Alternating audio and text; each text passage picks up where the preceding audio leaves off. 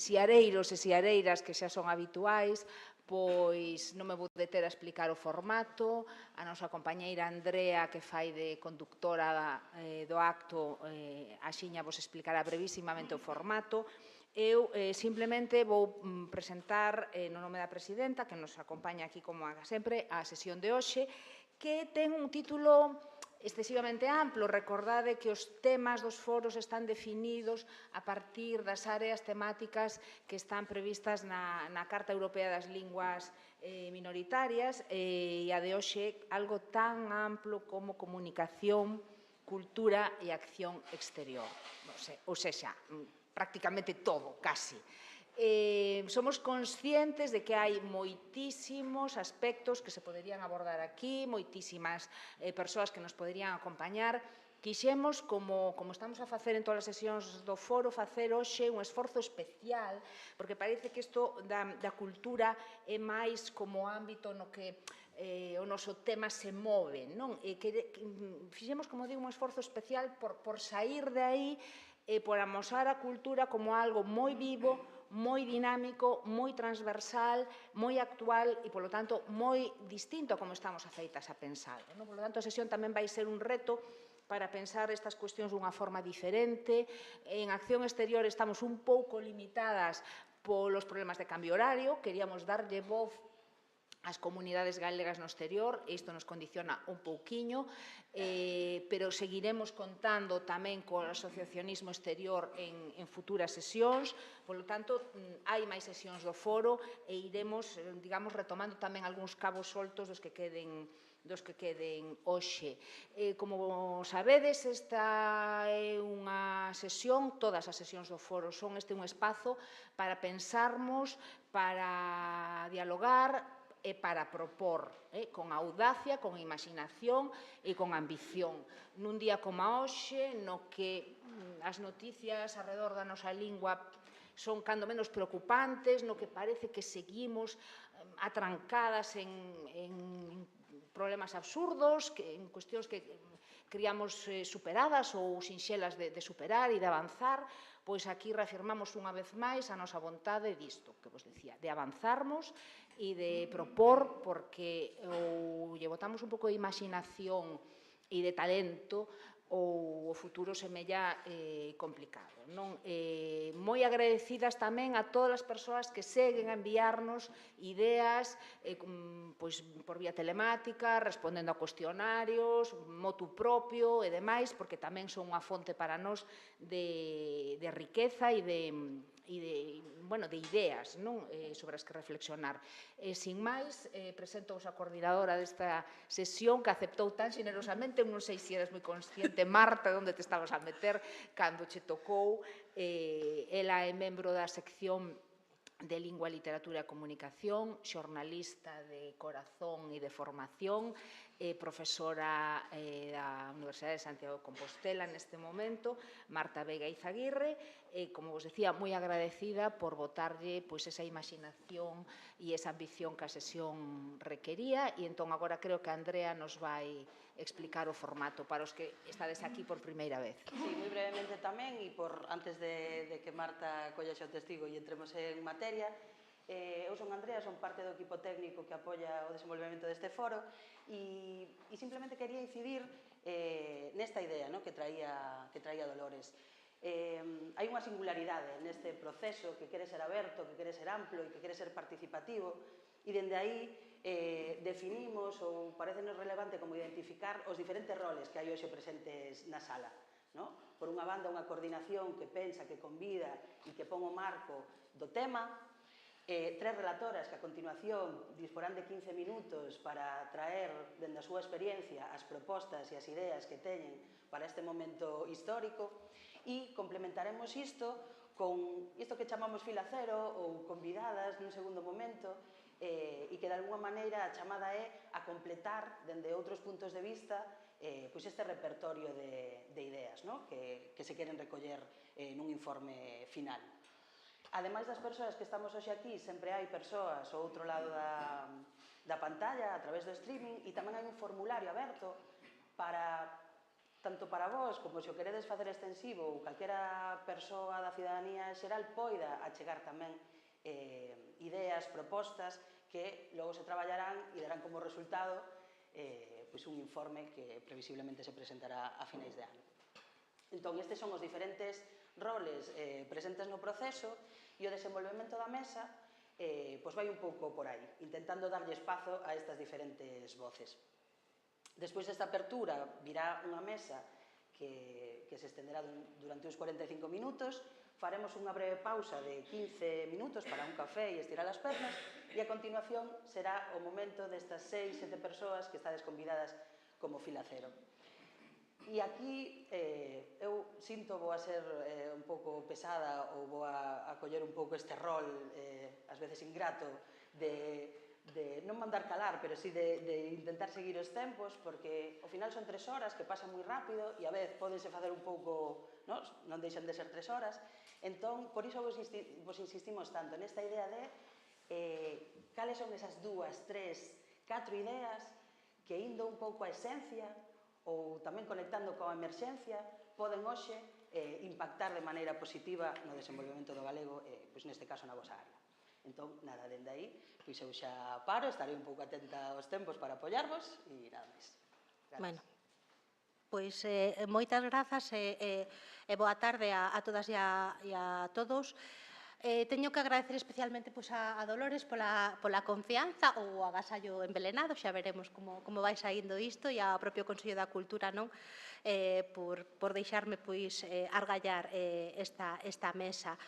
A todas as persoas que estades aquí, que aceptastes o convite, e tamén a todas coas que falei, e que non poden estar porque ao final o sector da cultura está tan precarizado e é tan vulnerable que moitas veces é xente que non se pode permitir botar 3 horas a debatir algo que é tan fundamental tamén para o seu propio traballo, pero, bueno, sí que me axudaron moito nas ideas a hora de compoñer esta mesa. Intentarei ser sintética aquí, porque Andrea nos controla os tempos. Conto tamén que é importante que a semana pasada esta mesma casa, o Consello da Cultura Galega, presentou un informe sobre a oferta cultural en galego para público infantil e a mocidade. A percepción xeral é que resulta insuficiente, especialmente nos novos formatos e espazos dixitais. A maioría das entidades consultadas considera prioritario ampliarmos a oferta en áreas como a música, literatura, artes escénicas, audiovisual, lecer, ciencia e redes sociais. Non sei se queda algunha área, realmente habría que ampliálo en todas. O sector que dedica menos porcentaxe da súa produción para a rapazada en galego é o editorial e das publicacións periódicas, que, bueno, é un dato para termos en conta tamén. Poñíame un exemplo estes meses de atrás, un libreiro nunha tenda especializada de banda deseñada en Lugo, e dicíame que as xeracións que naceron o galego co Son Goku na Televisión de Galicia, no Xabarín Club, non tiveron a oportunidade de leren os manga en galego, porque non se distribuíron, nunca se traduciron aqueles manga de Dragon Ball o galego, por exemplo. El estaba convencido de que eses nenos, esas nenas, preferirían ter leído Os Boutes na Quizar Miñoca en galego e non, como se diga, en castelán, que a verdade é que non o sei. Con todo, este mesmo documento conclúe que 3 de cada 4 das organizacións e empresas que participaron na enquisa afirman que mellorarían a súa oferta en galego para público novo se aplican medidas de estímulo. E aquí estamos. Esta disposición é maior en administracións, entidades sen ánimo de lucro e sectores como o comercio do libro e a educación cultural.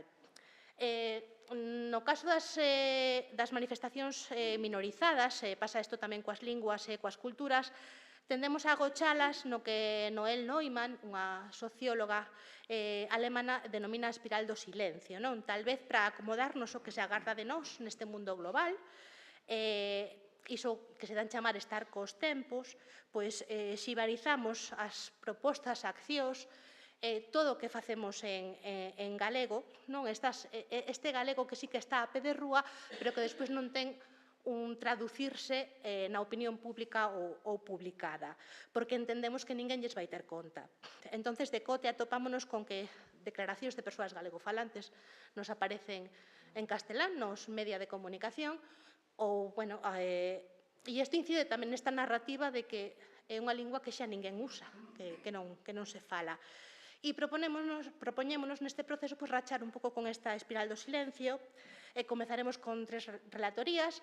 Vos ir convidandovos a subir. Empezamos con Carlota, e si tengo folgo para empezar. Carlota Casal é integradora social, estudante de publicidade, creadora de contido, finalista dos Youtubeiras, e aparte ten experiencia tamén como creadora musical e como programadora aquí en un deses templos do rock and roll en galego que é o Pub Gatos de Melide, que leva funcionando unhas cantas décadas e programando música en galego semana tras semana, que non é nada doado. E Carlota, con 15, 16 anos, foi un pouco a faísca que iniciou un festival que organizan en Melide o Pub Gatos e o Instituto desde 2014, que se chama Presumo de Galego, que, ela xa nos contará en que consiste, e deixo-vos con Carlota. Bueno, hola, eu son Carlota.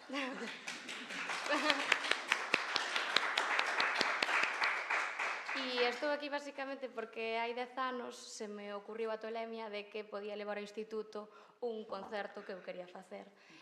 Naquel momento formaba parte da equipa de normalización lingüista que había no instituto e démonos conta de que todo o que estábamos facendo non estaba interesando. E se non nos estaba interesando a nós que estábamos dentro, como iba a interesar a esa xente que queríamos atraer ou que queríamos chamar un pouco a súa atención. Naquel momento éramos un grupo de amigos ao que todos nos gustaba o grupo Nao, entón o único que queríamos facer era un concerto. Claro, isto había que darlle un pouco unha volta para traelo ao ámbito educativo. Tras moitas reunións, moitas voltas, decidimos facer un pequeno festival que se chamaba Eu Presumo de Galego. A primeira edición contamos con Nao, esa parte educativa dímola con unhas charlas que fixemos no instituto, que neste caso era Vitu Coneira, de Ruxe Ruxe, e o formato que decidimos foi que pola tarde fixéramos un concerto para a rapazada e pola noite se repetira xa así como un concerto con todas as letras e para todas as persoas que quixeran acudir. En Melide, ademais, temos a sorte de que contamos con moita forza no que é a música tradicional, entonces unha asociación tan grande como a Herba Grileira tiña que formar tamén parte deste proxecto. O tempo foi pasando e non sei como nicando cumpríronse 9 edicións e media, porque nos tocou aquela do COVID que, decidimos facer uns pequenos directos. Incluso saliron grandes artistas como hoxe temos de referencia Cuarta Xusta, Casete, algúns que só saliron para eses presumos como Ámbalas, do que formo parte. Viñeron moitos grupos, só repetiu Nao pola casuística de aquela vez que se disolvía, estiveron Super 8, Cenzar, e fomos dando pouco a pouco tamén un peso maior ao que era a charla. Ao principio simplemente viña unha parte do grupo, este ano contamos cun regueifeiro, o ano pasado finalmente non puido vir, pero convidamos a Rodri Míguez, porque creo que tamén é importante que pouco a pouco vayamos incluindo todas as facetas que teñen que ver ca música e ca música en galego. Seguro que me esquezo de moitas cousas, pero creo que tamén é moi importante que pouco a pouco fomos dando tamén voz no presumo a parte máis artística e menos musical, neste caso que tiña que ver co cartaz ou co diseño, que tamén se fai dentro do instituto. Sempre animamos a que participa algún grupo de rapaces, non só os que tocan en Herba Grileira, sino tamén as agrupacións que se van formando e que acaban sendo como Cuarta Xusta. E o ideal sería que isto puidéramos exportalo, que fora unha cousa que en cada vila tiveran o seu presumo e a nivel Melide, quizáis que non nos quedáramos só no que é o instituto, sino que puidéramos leválo aos colexios, comentábamos antes, a importancia da mocidade, pero tamén da infancia. E traballei moito tempo no servizo de madrugadores en Melide, podo vos dicir que hai canteira suficiente para que poidamos facelo tamén nos coles. É seguro que me olvido máis cousas, pero...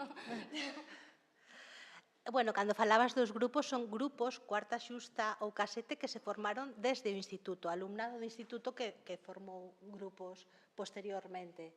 Digo que ten esta importancia de que xenera tamén unha actividade no eido artístico e en lingua galega. Sí, e ademais creo que tamén dá esa posibilidade de darnos conta que para ver o teu artista favorito non é necesario que vayas a un festival cunha noria de 2 metros, que o podes ver na túa vila e que igual vive enfrente a túa casa. É que igual non o sabes, pero eles ti dentro duns anos o artista favorito de alguén, non? Entón, tamén esa posibilidade de que a rapazada do instituto se involucre non só para conocer música en galego, que tamén nos sirve a nós, por exemplo, dentro Gatos, seguramente a programación que facemos nos últimos anos dos grupos que veñen ao Presumo non señan os que máis vayan acorde, quizáis, á temática do Gatos, non? Pero tamén nos vamos adaptando a iso. Pois o primeiro era Nao, era Ruxe, era Cénzar, pero o último eran Amoevo, eran Verter, eran pois outro tipo de música que igual non teñen tanto que ver co Gatos, pero sí que teñen que ver ca mocidade e co IES de Melide. Bueno, e a idea tamén que falabas non deste o doble camiño entre o macrofestival o que é a produción máis local, o de motivar tamén que esta xente máis nova poida ver na programación artística ou quizáis neste tipo de accións unha forma tamén de máis que de hobby, incluso de oportunidade laboral. E eu creo que tamén é moi importante que empecemos a darnos conta de que ir a un festival é unha experiencia, pero ir a unha sala de concertos tamén. Está genial que nos vendan a experiencia do festival e que pasemos unha semana cuns outfits chulísimos, facendo un montón de stories e pasando genial. Pero iso tamén pode ser un día en calquer sala de concertos, que ademais temos a sorte de que temos un montón e de que todas fan unha programación brutal, porque é unha barbaridade a cantidade de artistas que temos, a cantidade de artistas que traemos para as nosas salas e a cantidade de concertos que temos diariamente, casi. Bueno, e que hai redes tamén nas propias salas entre os propios artistas músicos ao vivo que poderían favorecer, non? Replicar este tipo de iniciativas máis vilas de Galicia.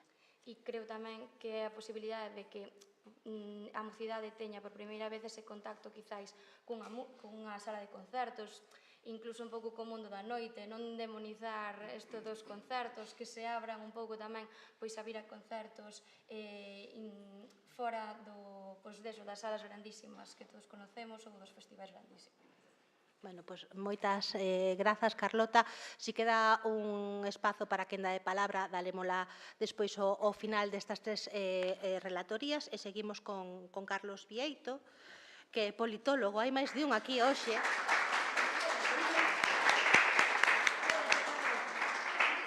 Sí. Sí. Sí. Bueno, pois Carlos é politólogo, ten máster en comunicación e marketing digital. Cando estaba a preparar esta mesa, unha das persoas que me axudou, Eric do Pazo, que é actor de dobraxe, músico e moitas máis cousas, díxome, pois eu como medida propoñería clonar a Carlos Vieito. Eu non o podo clonar, pero, bueno, accedeu a vir aquí e estou, a verdad, moi contenta. Carlos Vieito conseguiu poñernos o Twitter e o Blue Sky en galego, entre outras cousas, e nos fixo tamén a operación Albóndiga para que IKEA comunicase en galego e, aparte, é destas persoas que contribúe a crear un pouco narrativa sobre cultura pop en galego a través do podcast do Exército Meque. E, bueno, ahora ten ele a palabra. Nada, moitísimas grazas polo convite. Para min é un honor estar nesta sala sentado aquí, que a verdade que impón, é unha chulada.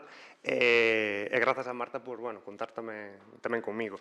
Distripáchesme a primeiras ideas que tiña aquí, pero a miña motivación, parte de estar aquí, era que a xente que estuvera escoitando no outro lado copiades todo o que polo menos eu intentei facer e que tamén vos podedes facer se quixeredes, non?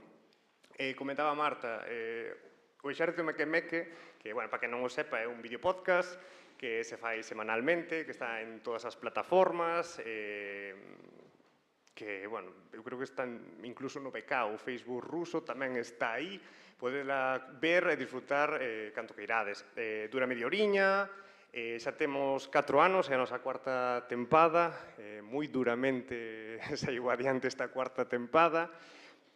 Básicamente, o noso tema, a nosa liña, é a xave xeración. A idea era facer un vídeo podcast para a xente máis moza, para que se animase a falar galego. Ao final acabaron vindo a xente da miña quinta. Era normal, estaba lle falando desde un señor de 30 anos a outros señores de 30 anos, e era lóxico que ao final se sentiran máis identificados, como mellor un cativo de 18 anos, que, bueno, os seus referentes non é nin Conan, nin Shin-Chan, nin Son Goku, non? Pero o certo é que o exército Meque Meque non nace hai 4 anos, nace xa hai 15, co Twitter en galego. Ao final, o exército Meque Meque non deixa de ser outra iniciativa para a normalización do galego. Igual que o Twitter en galego naciu para normalizar e conseguir que a lingua galega tamén estivese presente nunha plataforma que naquel momento molaba moito, estaba a nivel mundial, o exército Meque Meque bebe diso, non? Igual que a Operación Albóndega, que era tamén darlle un pouco así nas orellas a unha gran multinacional tamén como é IKEA, que son accións moi sinxelas de facer, sinceramente, pero que levan o seu tempo. Por poñer o exemplo da Operación Albóndega, eu tiña que ir a comer ao IKEA, porque eu era unha persoa moi precaria, non me podía permitir comer nun bo sitio. No IKEA hai un menú de mandunguilles ali en Barcelona, super rico, moi barato, e claro, eu vía que toda a información que estaba nese IKEA de Barcelona estaba en catalán, estaba en euskera, estaba en castelán, estaba en inglés, pero o galego non estaba. E foi tan sinxelo como abrir unha web, non sabía facer webs, pero hai tutoriais en YouTube que te permiten aprender a facer webs. Aprendín a facer a web nesa noite, literalmente a web era un manifesto que se ti poñías os teus datos, lle dabas a enviar, automáticamente lle chegaba un correo a atención ao cliente da Coruña, o IKEA da Coruña. A señora do IKEA da Coruña chamoume ao día seguinte que por favor desactivara a web, porque lle estaba saturando, e coa promesa de que iban a cambiar a rotulación en galego, que a web iba a estar en galego, que o catálogo iba a estar en galego. IKEA agora ten os seus produtos en galego, ten toda a súa etiquetaxe. E dende hai uns meses, as instruccións tamén están en galego. É dicir, que iso, cunha pequena acción, podes cambiar un mundo, non? E volvendo tamén así un poquinho ao exército Meque Meque, e volvendo a esa idea de que o exército Meque Meque non é só un programa de entretemento, que tamén, e ao final é unha iniciativa para intentar que a xente teña referentes en galego, que a xente non teña que depender só únicamente de outros programas que están tamén super ben, está super ben tamén consumir programación e ideas de outras partes do mundo, pero que tamén aquí tamén se poden facer cousas e crear referentes con ideas propias, con referentes propios, e non fai falla poñer sempre exemplos de o barrio de Malasaña, ou o barrio de Gracia en Barcelona. Tamén podemos facer aquí o barrio de San Pedro ou algún pub de Melide. Tamén se poden facer referencias con iso, coas que nos sentimos tamén cómodos e cómodas. Un pouco o que se intenta cos Meque Meque é iso.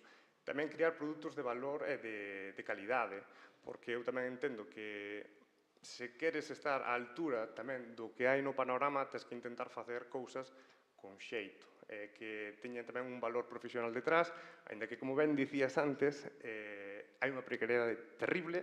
Eu non cobro por facer o programa, é máis perdo cartos, se alguén quere participar patrocinando ou no mecenazgo, podedes, hai un Patreon aberto na que podes colaborar. Pero iso, que ao final é con moitísimo esforzo que poñemos case sempre da nosa parte, do noso tempo, para que saian adiante. E ten recompensa. A min síntome moi orgulloso, que tamén me dá un pouco de pena, e agora vou así tirar un zasca. Casi gañamos antes un premio Ondas con youtubeiras. E iso tamén di moito. Que te recoñezan antes fora do país que no propio país. E ao mellor eu un remedio que deixo aquí, darlle cariño á xente que fai cousas en galego. Que moitas veces, e eu é a motivación que me fixo a que estuvera o Twitter en galego, a Operación Albóndega, o Instagram, o do Depor, todas estas iniciativas, foi porque houve xente que me deu cariño, simplemente por iso. Porque eu cando entraba en Twitter e vía que había xente que non coñecía de nada, ou xente que era moi coñecida, e dicía, jo, chaval, que ben o está facendo, vamos a ver se o conseguimos, estas cousas motivante a seguir facendo iniciativas deste estilo. Por iso, non costa nada dar cariño. É certo que ao mellor non nos ten que gustar todo, porque a verdade, falabas antes da música, ao mellor a mí non me gusta un grupo, pero se están facendo ben, se están currando, porque non poden vir participar non tamén ao meu festi e que tamén que se dean a coñecer. É simplemente con dar cariño. Tamén dar de comer, que co cariño non se pagan as facturas, pero se tamén existira esa promoción das creadoras e creadores, pois iso tamén sería fabuloso. Creo que non me pasei dos 10 minutos, así que é fabuloso. Así que...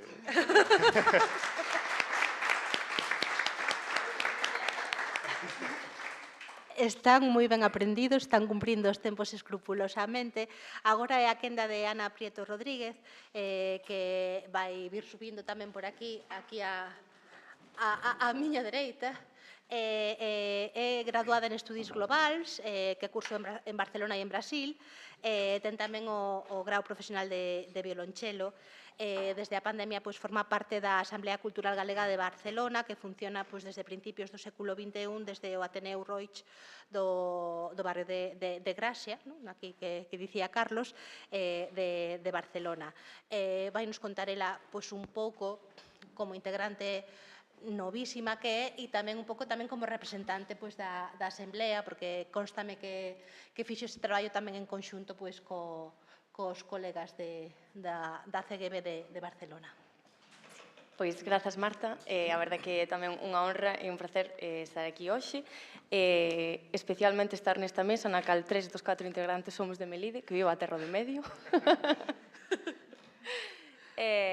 Bueno, pois sí, como dicía Marta, eu son de Melide, pero hai xa 5 anos que vivo en Barcelona.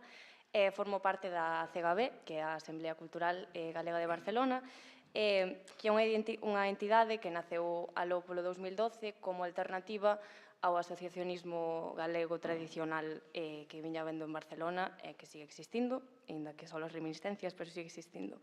Entón, pois, bueno, un pouco neste contexto, a CGB naceu como unha alternativa, e tamén como un espazo aberto, crítico e creativo, con un compromiso social e lingüístico coa cultura galega, pero tamén coa catalá, así que hai moitas persoas que se achegan, que pois non necesariamente teñen ninguna vinculación familiar ou de ningún tipo coa cultura galega, pero que se achegan a nós pois porque lles gusta o que facemos ou porque sinten interese pola nosa cultura.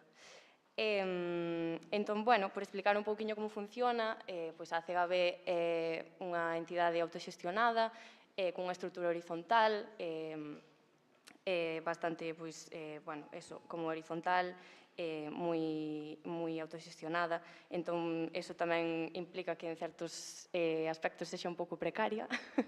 Como tal, non temos un local en propiedade, cousa que difire de moitas asociacións. Entón, bueno, pois a nosa sede física sitúase no Ateneu Roig, que é un centro sociocultural do barrio de Gracia.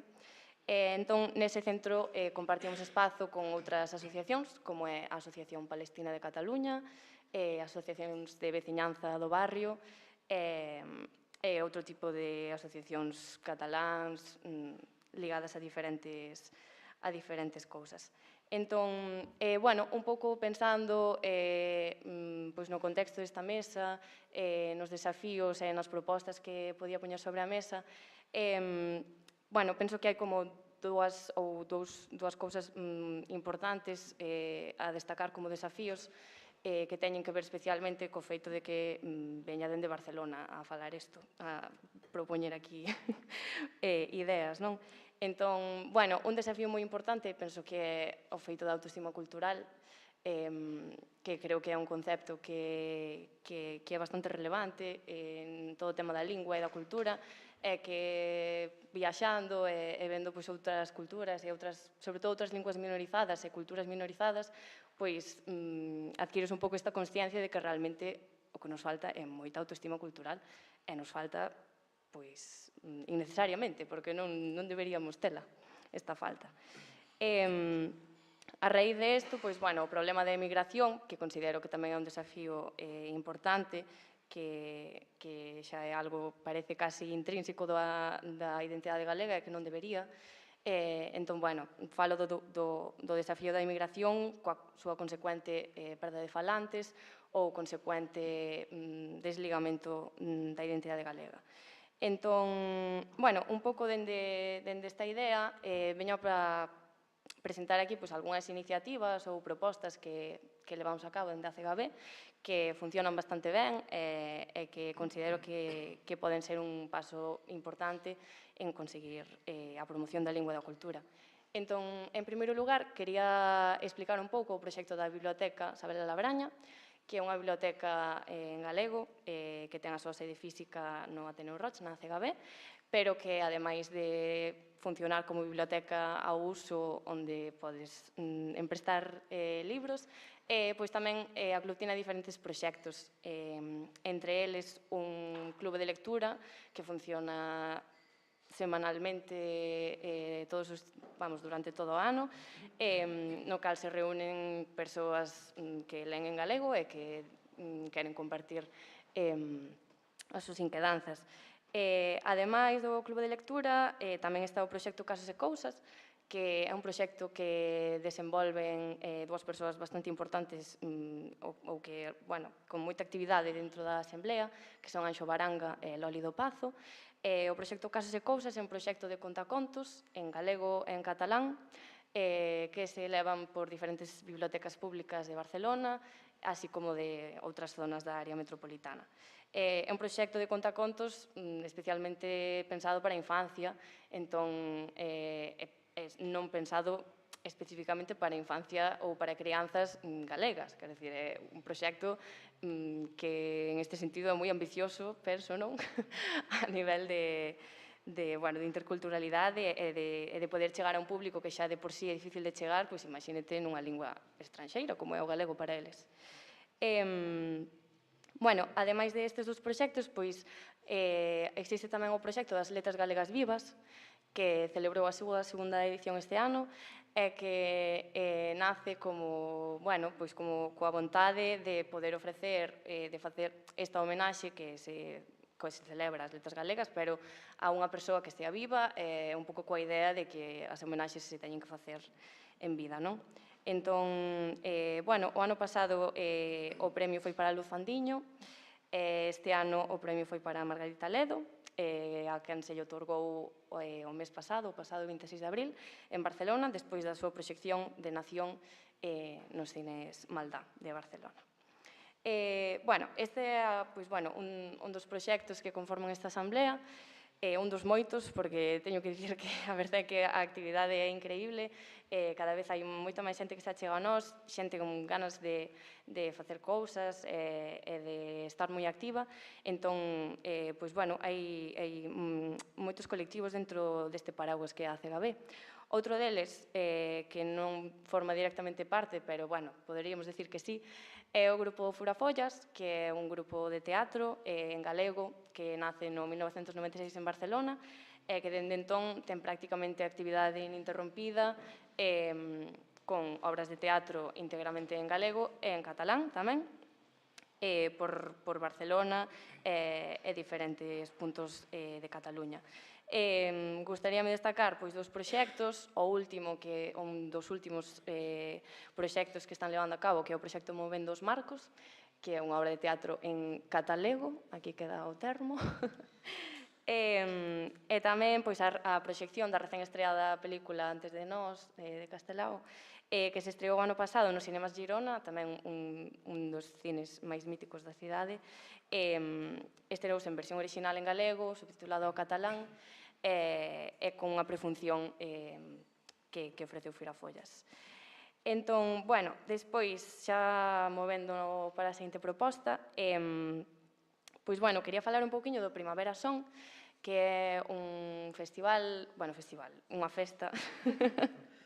Igual, un festival é o Presumo do Galego, que eu tamén fun, de feito, no instituto, pero non, de momento non chegamos a tanto. Pero, bueno, o Primavera Son é unha festa que se celebra unha vez ao ano, sole coincidir cos Días das Letras Galegas, ou máis ou menos cae por esta data, e, bueno, pois un pouco o obxectivo é, promover a cultura galega e celebrar o Día das Nosas Letras, pero, bueno, tendo moi en conta que é un día de celebración e que a festa é tanto para a comunidade galega como tamén para a xente do barrio. Entón, bueno, o esquema un pouco da festa pois inclúe actividades como literatura, música, danza, teatro, obradoiros de baile, por exemplo, de iniciación ao baile tradicional. Gustaríame destacar que este ano a festa celebrouse na Plaza del Poble Xitano, que é unha praza que, como o seu nome indica, se sitúa no centro dunha zona onde vive unha das comunidades xitanas de Barcelona. Entón, bueno, destacar que é verdade que foi unha interacción moi interesante co pobo xitano durante os pasos previos á festa e no propio momento da festa. Estiveron moi contentos de participar e penso que tamén foi algo moi interesante ese intercambio que houve, tamén ese sentimento mutuo que podemos compartir como lingua, cultura minorizada. Pois, bueno, foi algo bastante interesante. Nada, xa para rematar, porque non me quero estender, quería mencionar outros proxectos que tamén se leva a cabo dentro da CGB, que é a Ludotega, que é un espazo para que as crianzas galegofalantes ou as crianzas que nacen en Barcelona hoxe en día poidan ter un espazo onde medrar, onde relacionarse, onde aprender en galego con outras crianzas da súa idade que seguramente estén na mesma situación. Entón, bueno, tendo en conta que a lingua é agora e sobre todo mañá, pois atender un pouco este aspecto pareceme fundamental. Penso que por aquí que se pode mellorar moito. Non sei como vou de tempo. Vale. Perfecto, pois entón simplemente quería destacar outro punto que tamén me parece importante dende esta idea tamén de facer cultura desde o exterior ou de facer país dende o exterior, que tamén é o feito de reivindicar a cultura propia, pero tamén entendendo e integrando a cultura de orixe. Creo que tamén desde esta vía de irmandade, de empatía, que se pode conseguir moito, e máis nunha situación como a de Cataluña, que en moitos aspectos pode equipararse á galega, en outros non, pero en moitos sí. Entón, bueno, pois é certo que dende a CGB tamén intentamos, como asociación do barrio de Gracia que somos, pois promover esta integración, tanto na cidade como no barrio, e, bueno, pois mostra diso é a participación que acostumamos a facer nos últimos anos na Rúa do Entroido.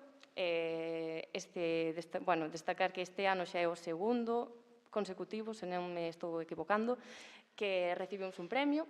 Este ano pasado a Rúa,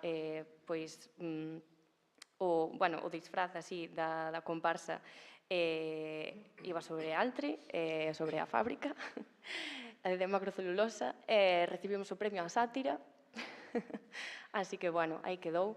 Recibimos tamén, vimos de recibir este mes pasado un premio honorífico da Vila de Gracia, que é o barrio onde nos ubicamos, pola nosa actividade no barrio e pola nosa actividade coa veciñanza. Entón, bueno, simplemente destacar estes dous feitos que penso que demostran esta vontade de integración e de aceptación e de irmandade coa cultura que recibe. Gracias.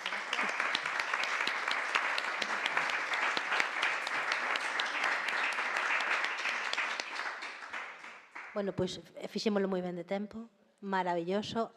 Non sei se, creo que nos podemos permitir incluso unha quenda de preguntiñas. Se tedes algunha palabra, tedes voz, tedes tempo, tedes gana, pois podedes preguntar calquera cousa. Totalmente, por poñelo Marco. Temos como media hora agora, antes da pausa para o café, hai un café abaixo, entón, sí, eu como que traería un pouco esta consciencia, no? Son 3 grandes temas: cultura, acción exterior, comunicación, experiencias inspiradoras, e dende aí agora sería o momento como de preguntar se hai algunha dúbida, algo que vos interesa explorar un pouco máis, e tamén vos convido a poñer un pouco a mente de que nos están a falar estas experiencias, non? Que está a pasar, que pode pasar máis, que precisamos que pase para seguir impulsando, dende aí, non? Un pouco tamén en chave de creativa e de proposta e de seguir sumando ideas.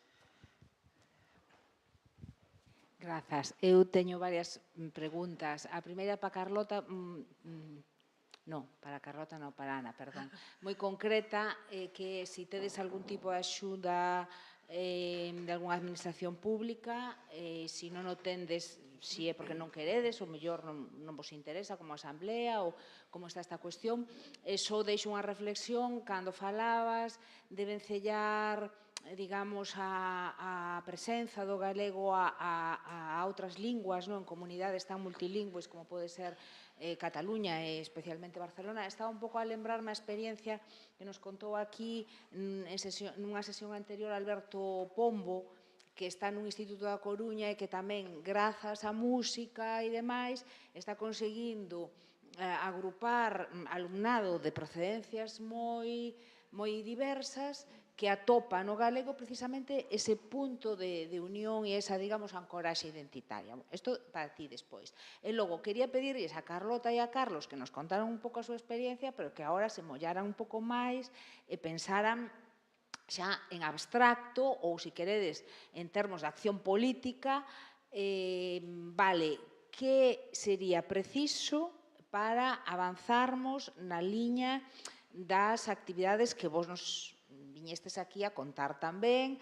Entendo que, Carlota, detrás da túa experiencia hai que tamén me gustaría que nos explicases un pouco o vínculo que hai agora mesmo entre o festival, o instituto, o PAB, porque iso como que non me quedou moi claro, non? O que nace como unha idea dun grupo entusiasta de alumnos e alumnas, ou xe outra cousa. Bueno, iso, non? Pero aparte, parece que hai implícita na túa intervención unha aposta polos festivais, ou, digamos, pola rede de concertos, en salas, que ademais apuntaches unha idea que é moi interesante, é un argumento así un pouco doméstico, quizáis, pero que coido que se manexa pouco, non? Eu que agora xa teño as fillas moi criadas, pero non as tiven, esta idea da proximidade, non? E esta idea de aprendizaxe do ocio e de empezar polo próximo e por unhas bandas horarias un pouco menos descontroladas e demais, non? Entón, a pregunta sería, moi interesante, isto como se fai? Como se fai xa a nivel organizativo, de organizar un circuito, de apoialo e demais? O sea, que pedirías ti, digamos, para isto? E un pouco a Carlos o mesmo, pero dende a túa perspectiva, non? É dicir, que non só o do cariño está moi ben, pero claro, hai que comer, non? E aparte, bueno, esta é unha idea que aquí tamén saiu reiteradamente, é dicir, esta necesidade ten que ver co que dicía Ana da autoestima e un pouco da dignidade, non? E da visibilidade pública e da calidade, é dicir, de que os produtos teñan calidade. E se non hai detrás un apoio técnico, económico e demais, os produtos non van ter calidade. Entón, como se podería avanzar por aí? O sea, que xa preguntei moito. Sí. Non sei por onde empezamos. Empezamos por Ana. Sí, pois respondendo a túa pregunta sobre o tema do financiamento, a verdade é que é un tema bastante central na CGB, porque precisamente o feito de que da súa creación naceu como rexeitamento a depender de ningún tipo de financiamento público, especialmente da Xunta de Galicia. Por experiencias, por un pouco a deriva que viñeron tomando outros centros galegos que había e sigue habendo na cidade, que dependían en gran parte das axudas, e dependen, debo dicir, hoxe en día das axudas deste organismo público, e que, non acababan tendo a deriva que ese colectivo pensaba que debía ter. Entón, no 2012 nace como alternativa a isto e nace dende unha consciencia moi clara de que rexeitábamos todo tipo de financiamento público, todo tipo de subvención e todo tipo de axuda. Foi así ata este ano, no cal se debatiu, foi un tema que trouxo ademais moito debate. Entón, bueno, debatiuse, é un tema que por estatutos non estaba explícitamente prohibido, pero sí estaba suxeito a votación por todos os membros da Asamblea e a consenso. Entón, bueno, o que se debatiu foi a aplicación a unha axuda moi concreta, que ademais é do distrito de Gracia do Concello de Barcelona, quer dicir que nin sequera depende dun organismo autonómico. Foi unha axuda moi concreta para organizar esta festa, o Primavera Son, que expliquei antes. Entón, bueno, debatiuse e finalmente a resolución saiu que sí, e podo afirmar que esa é a única axuda a nivel económico que recibimos por parte de calquera entidade externa en todos estes anos. Entón, bueno, a situación está un pouco así e quedou un pouco o tema en que, bueno, que se xurdise outra oportunidade, outra cousa, outra subvención moi concreta que se podería optar, o proceso sería o mesmo. Tería que seguir unha votación e ser aprobado por todos os membros da Asamblea. Eso en canto á primeira pregunta. En canto á segunda, sobre o que falagas da lingua vehicular, sí que é algo moi interesante porque penso que, como explicabas, pois en Barcelona, sendo un contexto tan extremamente multicultural, que parece que seguirá sendo así durante os próximos anos, é certo que o catalán nas escolas públicas funciona como lingua vehicular, como lingua de unión, en moitos barrios. Casi diría que nos barrios máis multiculturais é onde máis pasa, porque as crianzas falan a súa lingua materna, pode ser moi diversa, entón, cando chegan á escola, o castelán realmente está relegado a un segundo plano e o catalán, digamos, que é a lingua vehicular. Quizáis nas comunidades ou nos barrios onde tradicionalmente hai máis familias de orixe catalá, pois pasa un pouco o que pasa aquí en Galicia, que, por desgracia, nas cidades a lingua vehicular parece que é o castelán. Entón, é algo bastante curioso, a verdade, de anotar. En canto ao galego, pois, bueno, é certo tamén, algo que comentábamos antes cos compañeiros, antes de empezar, que, bueno, hai un pouco esta broma de que nace Gabeso Moscuna de neofalante.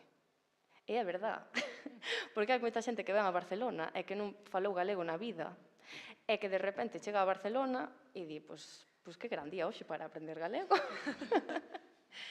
E realmente é un fenómeno que cada vez se repite máis, que pasa moito, e que, bueno, tamén pode ter, penso, que ver con todos estes prexuizos que hai de falar galego nun espazo no que, bueno, persoa que foi castelán falante, toda a vida, e de repente falar galego dun día para outro, pois, bueno, entendo que se estás en un contexto igual diferente, con xente que non te coñece, pois, bueno, que pode ser como máis fácil non dar este paso. Entón, bueno, a verdade é que é algo bastante curioso e interesante, sí.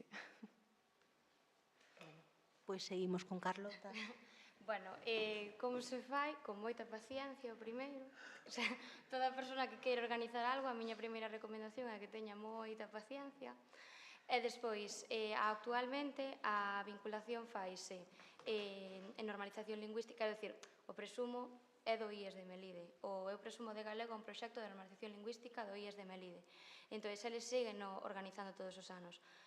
Eu, inda que xa non este no instituto, intento estar aí todos os anos e os gatos, por suposto, saben que teñen o espazo, os contactos e o que precisen cedido todos os anos que se vai a facer, que espero que señan moitísimos. Despois, como o enlazamos ou como facemos, bueno, para contactar cos grupos ou estas cousas, temos a gran sorte de que eu contaba cunha gran carta, que é que meu pai era o xerente do Gatos. Entón, eu tiña os contactos, eu tiña a infraestructura, eu tiña moita sorte. Entonces, era moi doado. Para min, claro, pois no primeiro presumo chamar a Bituco e dicirlle, mira, estamos pensando en facer isto, foi como se chamara a meu tío e lle dixera, mira, botasme unha mão con isto. Entón, claro, aí tiña moita sorte. Estes últimos anos, pois vaise facendo, intento estar un pouco atenta a novas músicas en galego, a novos proxectos que poidan quizáis interesar máis pois o que falábamos de cambiar un pouco o estilo musical, non? E intentamos achegarnos aí ben por outros concertos de salas, ben por outros festivais incluso, porque o caso de Amoevo conocímolo no Festival da Luz, que se fai en Boimorto, ao lado da casa tamén. O tema da proximidade, moita paciencia tamén. Pero creo que é importante darlle valor, e non se lle vai dar valor se non se lle dá voz. Ninguén o vai conocer se non facemos porque se conozca. Entonces, que eses rapaces que están no instituto e un toca a guitarra e outro toca a pandereta, veña alguén e lles diga, oye, o último venres de xaneiro vaise facer aquí un festival, queredes tocar? E digan, bueno, pois vale, e a día de hoxe señan cuarta xusta, é algo que pode seguir pasando e que debe seguir pasando. E así é como surxen as mellores ideas, supoño, os mellores grupos. Teño dúas respostas. Unha bonita, que lle gusta a todo o mundo, e a outra que non lle gusta a tanta xente. Centrándome só no ámbito digital e pensando sobre todo na rapazada, eu penso como se puidese legislar. Agora mesmo, co mundo digital que estamos vivindo, escápase das mans. Agora mesmo. Eu creo que o panorama actual para a normalización lingüística vai case na vontade das persoas, porque dende a legislación ou dende as administracións cada vez vexo moito máis difícil poder meter man para intentar crear iniciativas políticas que favorezan a carrapazada que vive dentro das pantallas poida vincularse ou ter unha ligación, ligarse ao galego. Como ex socio da CGB, que vivo moitos anos alá e sigo tendo moito contacto, para min Cataluña sempre foi un pouco donde mirar, creo que todos ou todas ao final facemos o mesmo, miramos a quen temos ao lado, e vexo que pasa en Cataluña que están facendo alá. Están negros, están realmente preocupados pola situación e sabemos que políticas e quen legislaba hasta ali hasta aí nada. Se eles o están pasando mal, as súas enquisas din que a situación dos nenos e nenas, nenas ou adolescentes ou adultos que falan catalán alá é preocupante, aplicando políticas potentes, aquí ou nos poñemos as pilas moi seriamente ou non é que nos quedemos atrás, é que hai que decir chao, non? E vendo un pouco TV3 ou Radio Cataluña, que están falando do tema este, falan incluso xa de forma seria, estánse xa formulando de que o catalán vai quedar residual para ámbitos universitarios e posiblemente administracións, que o catalán vai desaparecer das rúas e vai haber unha brecha interfamiliar en breve. E claro, buscan a solución. E a solución moitas veces, e isto non o digo eu, dino persoas que, como moitas e moitos de vos dedicades á investigación e sodes académicos e académicas, pasa por ter unha soberanía propia para poder decidir certas cousas. Esa para min é un pouco a realidade que vexo dende aquí, non? Se estuvera na miña man, faría unha chea de cousas que non veredes vos, non?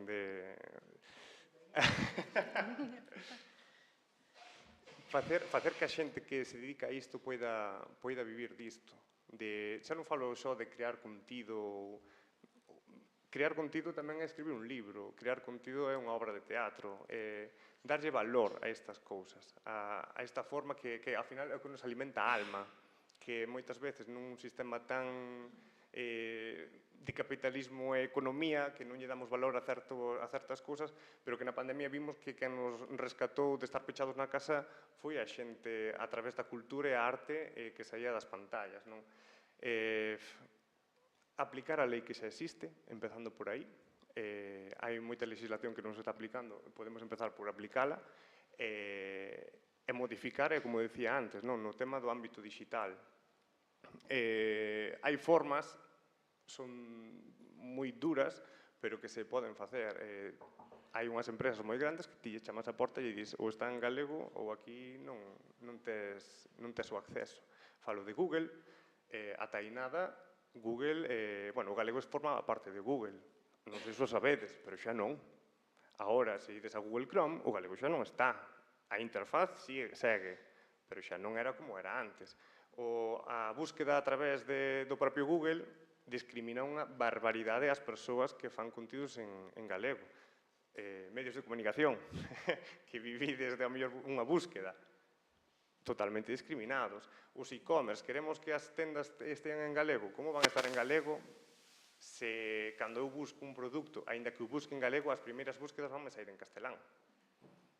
Claro, se conseguimos que estas grandes multinacionais poñan tamén da súa parte, que ao final son quen controlan os cotarros, pois poderíanse cambiar moitas cousas, pero para iso hai que tocar a porta, ser serios e exixir as cousas. E iso creo que incluso a administración autonómica quedalle lonxe. Iso incluso son políticas estatais, de se queredes estar no Estado español, tedes que tomar estas medidas. E se pode facer. Spotify está en galego porque un señor do Barça se lle metiu na cabeza que tiña que estar en catalán. E eu sei que está en galego, non sei se ainda podo contar esta anécdota, pero unha persoa, non vou a decir máis nada, estaba encargada de facer a migración, vamos a entender así, para que Spotify aceptara o catalán e toda a plataforma funcionase en catalán. Esta persoa dixo, é porque o galego non. Porque se non chegase pola vontade desta persoa, hoxe Spotify non estaba en galego tampouco.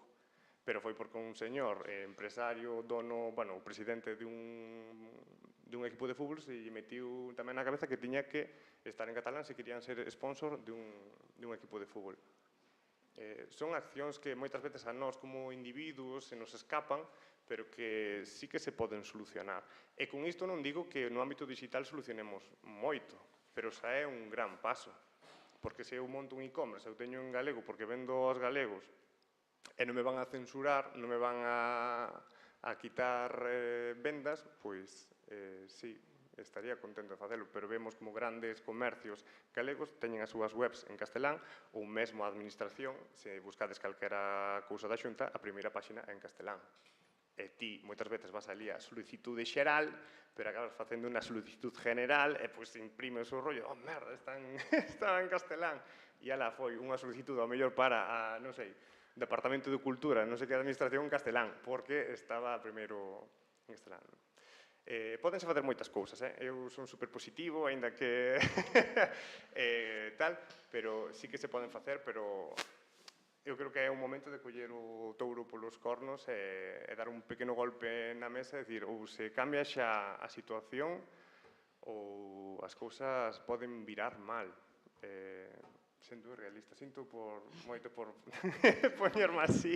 No caso concreto de Google, hubo unha mudanza de algoritmo alrededor de 2008. Eu teño recollida aquí unha información de Código Cero, que é unha revista digital nativa en galego, que a penalización supuxo, por exemplo, que o portal web do Consello da Cultura Galega descendese 300.000 posicións naquel momento nas buscas, no motor de busca. Desde o algoritmo anterior hasta este que penalizou o galego como lingua minorizada. É algo que non temos constancia de que houvese ningún tipo de movimento para que se solucionase ou procura, sequera. Sí, a mí non é só, para nada. Creo que houve certas peticións, incluso de empresas, que se achegaron a quen se tiña que achegar e dicirlle, por favor, podedes interceder para volver ao que estábamos antes. Non. Plataformas sociais, pasa o mesmo. Carlota fai vídeos no TikTok, en Instagram, por facelos en galego ten unha certa penalización. Se ela quere chegar a vivir facendo contido en redes sociais, non pode, porque estás limitada xa polos propios algoritmos e as propias plataformas. Eso tamén se pode mudar. Volvo outra vez, sinto por facelo de Cataluña, pero TikTok está en catalán.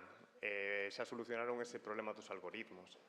É dicir, e hai moita xente creadora en Cataluña que pódese permitir vivir de crear contidos en catalán, sin ter de que depender de TV3 ou Cataluña Radio. É dicir, sí que se poden facer cousas, pero hai que xixilas, e, bueno, pois, ser valentes moitas veces, e ao mellor moitas veces perder ou non facer tantos amigos, pero pero sí.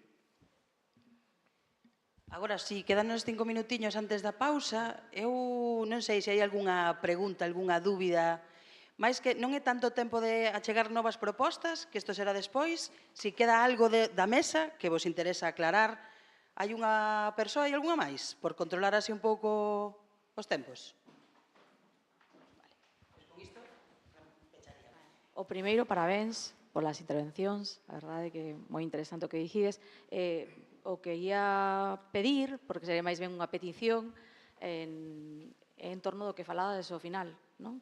Que ten que ver nos na Universidade de Vigo, cando facemos as campañas publicitarias, este ano non imos invertir ningún euro en YouTube, porque levamos dende o ano 19 pedindo por escrito que queremos que a nosa publicidade funcione, máis alá das penalizacións, porque ti ao final tes unha canle en TikTok, unha miniserie en galego, vai en galego, sabes que podes facer unha inversión, pero no caso de YouTube non se pode, o sea, a inversión, por se decías a Xunta, hai que facer trampa, hai que poñer o encabezamento e o texto, a parte do copy, non? Do texto da redacción en castelán, para que poida aceptalo de entrada, e despois, ás veces, o capa, non entra a publicidade, con cal esa inversión ao final é verdade que non perdes os cartos tampouco, porque ao final non sucede, pero é imposible que a publicidade vaya íntegramente en galego.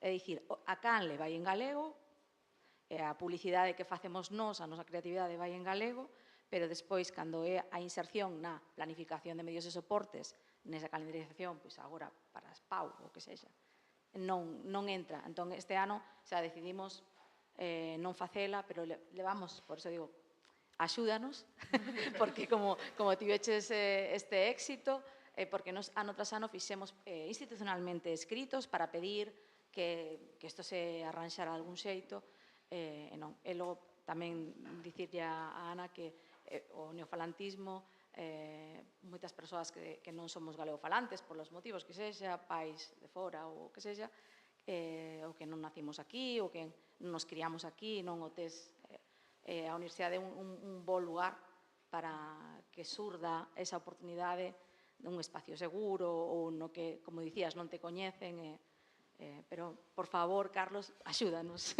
co tema de YouTube. Parece que hai unha potencial conversa agora no café, ¿no? Que se poda dar. Sí, de novo, non sei, damos por pechada, por culminada esta primeira parte da mesa. Se non hai ningunha intervención máis, moitas grazas. E agora o momento entón do café, 15 minutiños, voltamos a 6 puntualmente, e sí que vos convidaría como a tomar este café un pouco dende esta inspiración ou dende as ideas e comentarios que xa vayan saindo para seguir a continuación. Sí? Pois ata 6 entón.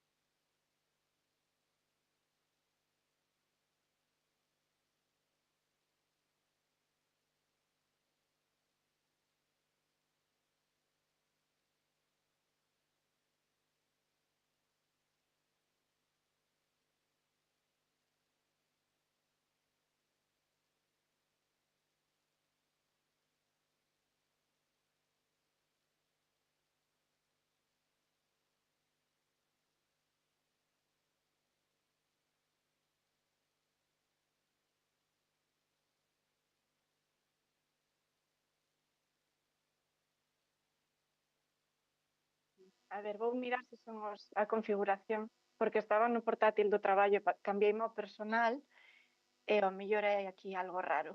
A ver.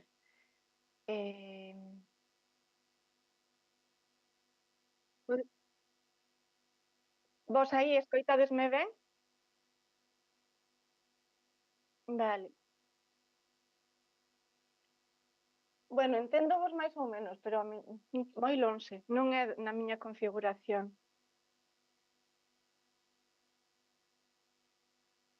Escoitoche lonxe.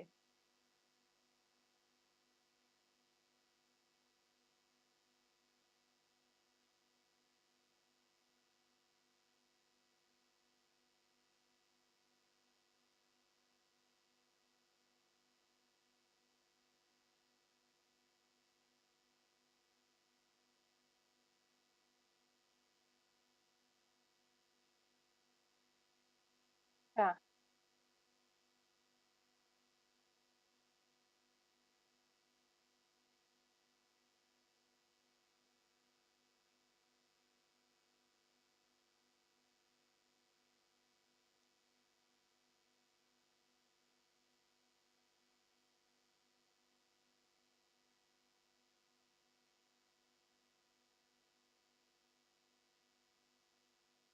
Moi ben. Está ben. Todo moi claro. Vale. Non che oio. Non che escoito. Escoitoche a ti, Carlos, pero non che escoito a ti. Beso, sí, centrado, moi ben. Perfecto. Veña, ata agora.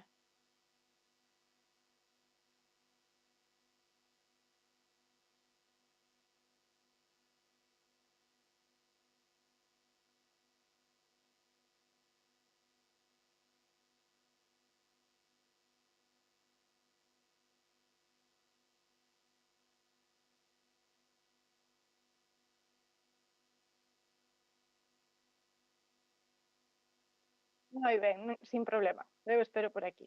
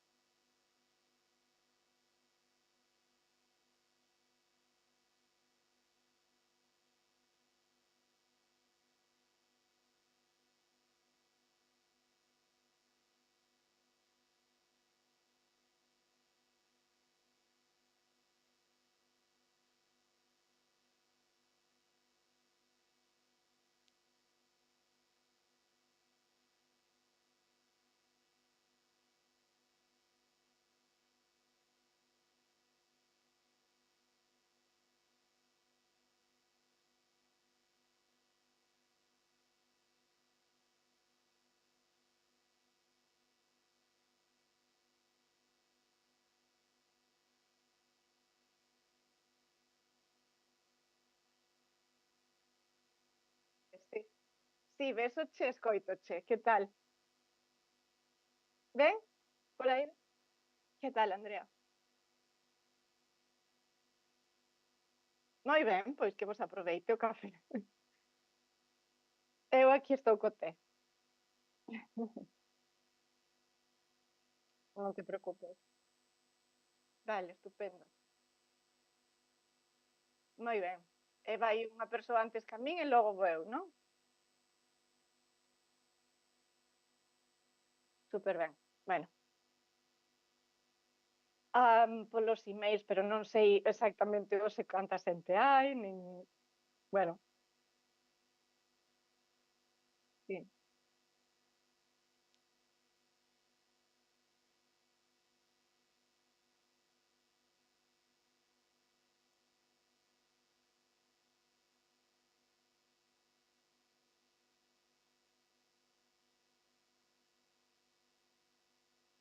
a facer algo por...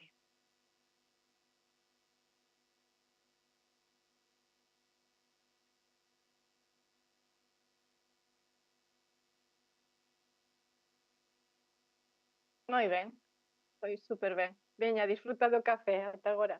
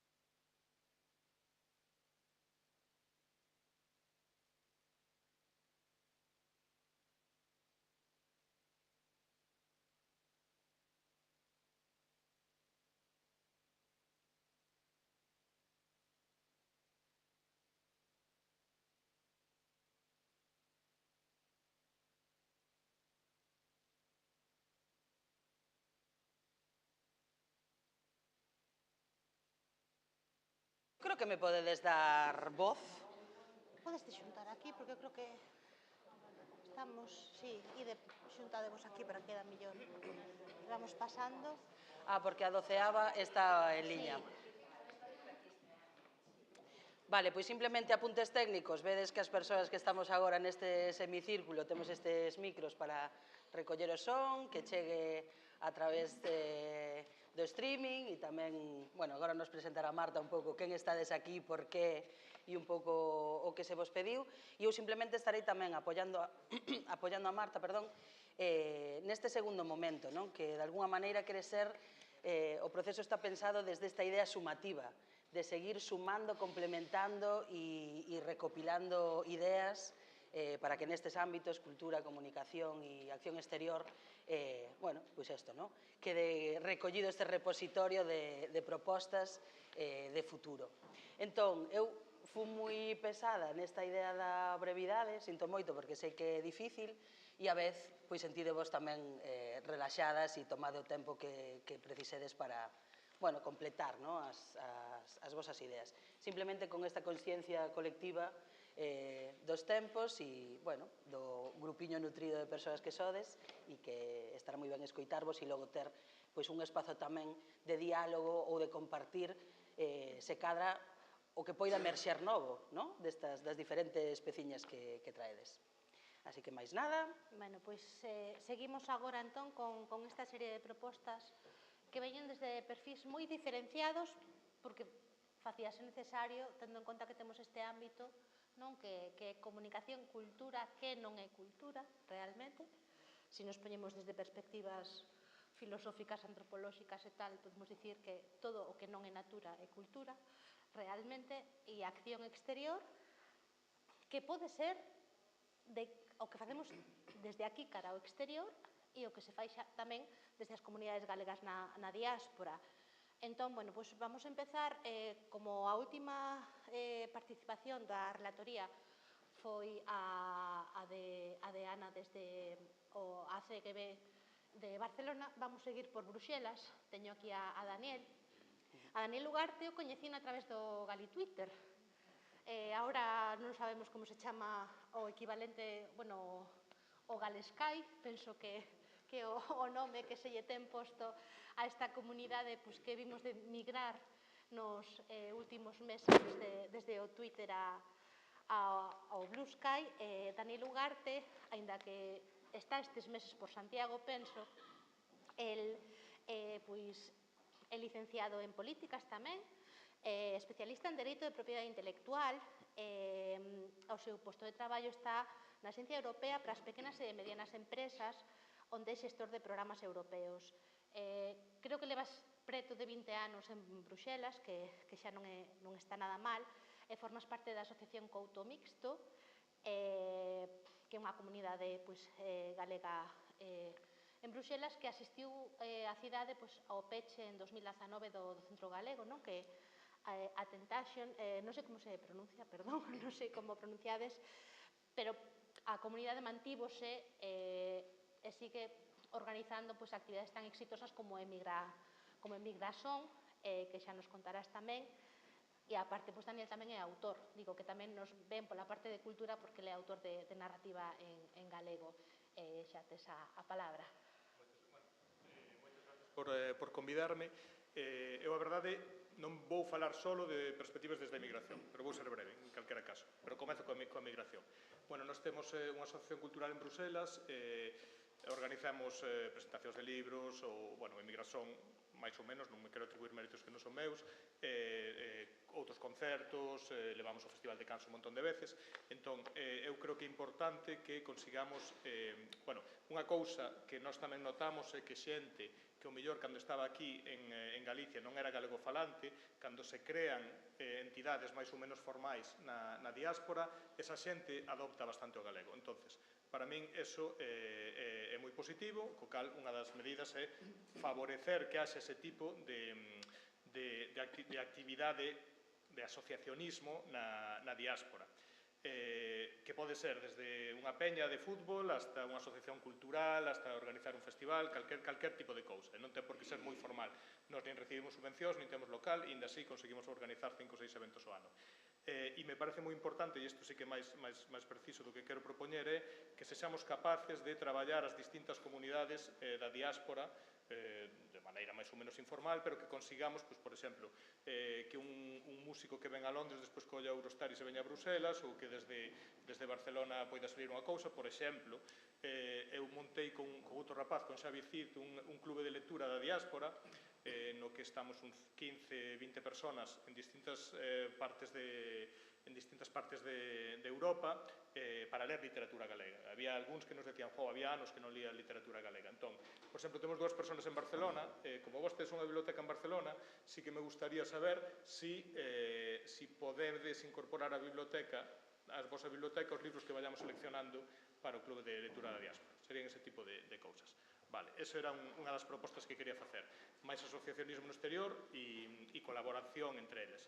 Despois, outro, evidentemente o galego no futuro vai ser unha lingua minoritaria, pero temos que saber que clase de lingua minoritaria queremos ser. Se queremos ser o catalán ou o asturiano. O sea, hai que ter algún tipo de relevancia. Entón, creo que é importante que teñamos espacios monolingües, favorecer espacios monolingües. Unha cousa en concreto, non vamos a ter o ensino monolingüe, non é a curto prazo, co cal eu propoño como cousa concreta campamentos de verán, actividades de 5 ou 6 días de duración da escola, monolingües en galego, e a ser posible que non sexan vinculados a elementos tradicionais, que sexan musicais, deportivos, tecnolóxicos, pero que non sexa especificamente tradicional, ou que a parte tradicional non sexa o fundamental, que os xoguetes sexan de plástico, non sexan de madeira, poñelo así de unha maneira. Despois, non quero pisar a intervención do proxecto Nós, pero a min pareceme esencial. Necesitamos que o galego este en todas as ferramentas tecnolóxicas, inteligencia artificial, redes sociais, en todo. Entonces, a min o proxecto Nós parece unha iniciativa fabulosa, creo que é importante que eso sexa estable e que non sexa só un pouco o fío de que falase Carlos, que non só se creen un asistente de voz, sino que se vaya ás empresas e lle diga, aquí está o asistente de voz, incorpora a Google, porque eu quero ter o Google Maps en galego, por exemplo, ese tipo de cousas. Creo que é moi importante que se vaya máis alá de desenvolver o produto, hai que chegar a comercializalo. E, por último, creo que o máis difícil, pero para mí o máis importante, comentouse antes, e quen paga isto? E quen paga isto? Pois eu creo que temos que pagar nós. O sea, se a Xunta quere poñer cartos, fantástico, pero a min gustaríame, e isto é unha proposta, que, por exemplo, desde o Consello da Cultura Galega, ou algunha entidade non necesariamente da Xunta, se crease un fondo de investimento para actividade cultural ou, para a defensa do patrimonio cultural galego. Existen iniciativas similares en Francia, por suposto sempre con participación pública, non vamos a ter a mesma dimensión, pero eu gustaríame que houvese un fondo no que particulares, o Celta, ahora que vai entrar na Europa League, despois na Champions, que poida poñer cartos aí, outras empresas, asociacións, a universidade. Eu creo que é importante que teñamos un peto do que saian as nosas iniciativas e que non teña que ver coa Xunta de Galicia. Ou que a Xunta de Galicia non sexa a única entidade que pon cartos. E aí o dixo. Case nada. Bueno, pois viaxamos de Londres a Bruxelas, tedes as miñas costas a Alba Fernández Sanlés, que é investigadora postdoctoral en Ciencias da Saúde Poboacional, e que, bueno, a máis de vivir en Londres, aí son uns meses, foi a primeira galega en viaxar na expedición Homeward Bound da Antártida. E tamén é integrante da Rega UK, a Rede Galega no Reino Unido, constituída pois hai 6-7 anos por parte de persoas migradas a Londres e ao Reino Unido, sobre todo nas dúas vagas importantes do século XXI, a principios e a que veu despois da crise de 2008. E, por exemplo, a Rega anunciou este mesmo mes de maio, no mes das letras, pois a posta en marcha de proxectos como a recolleita de coplas da emigración no marco da celebración do Día das Letras, pero, bueno, ela e Alba temos preparadas outras propostas e xa é a quenda para que fale ela. Hola, que tal? Moitas grazas por invitarme. Bueno, como dicías, Marta, máis que vir a falar como investigadora, pois agora olvidámonos dese sombreiro e centrome na experiencia como cidadana na diáspora no Reino Unido. Pois eu cheguei aquí e vou empezar a propoñer basándome na miña experiencia nos exemplos que poden inspirar a facer outras cousas, non? Teño dúas propostas, unha colectiva, de acción colectiva, que é algo no que eu creo moito en moitas disciplinas, e logo accións individuais que podemos facer calquera que vivimos na diáspora, e ao mellor con algún incentivo. Entón, empezo polo principio. Mudeime a Reino Unido, a Bristol, no 2020. Claro, era unha época moi difícil, era a pandemia, empezar de novo nun país totalmente diferente. Bueno, todo isto, os retos que se engaden a isto, pois fanse máis difícil se non tes unha rede de conexión, non? E non coñecín a rega ata que me mudei de Bristol a Londres. Isto foi no 2023, 3 anos despois. Entón, creo que calquer galego na diáspora, o primeiro que ten que facer, se ten interés en preservar a súa cultura e a súa lingua, é buscar unha asociación no país no que este vivindo para unirse á cultura galega nese país. Se non está, pois buscar xente, que sempre hai galegos en todos lados, para crear unha nova, non? Entón, o que poderíamos facer, como dicían dende Bruselas, poderíamos facer unha macro rede das redes que hai en diferentes países, non? Para facilitar estas experiencias de creación de novas redes e aprender de errores e de historias de éxito e ver cousas, bueno, facilitar as cousas, porque ao final todo isto tamén é traballo voluntario e sempre somos os mismos, sempre estamos metidos en moitas cousas, os días teñen 24 horas e tampouco nos dá a vida, non? Entón, eso, poñer en común, como dicían antes, todas estas redes que pode haber na diáspora galega e aprender desas historias de éxito. Entón, para individuos, unirse ás redes que haxa nos países nos que se vive e, se non hai, crear unhas novas. E todas estas, poderlo facer pois eso, con a axuda de outras redes de outros países. Como isto é importante para nós, pois polo exemplo que puxen, pode haber outros moitos, de cara a tender pontes con Galicia, pois podese visibilizar que, aínda que vivamos no estranxeiro, incluso podamos ter historias de éxito personal e profesional, non renunciamos ao galego. Entón, visibilizar o uso do galego a maiores dunha carreira internacional, por exemplo, pois pode facer que aumenten os galegos, os falantes de galego en Galicia, non?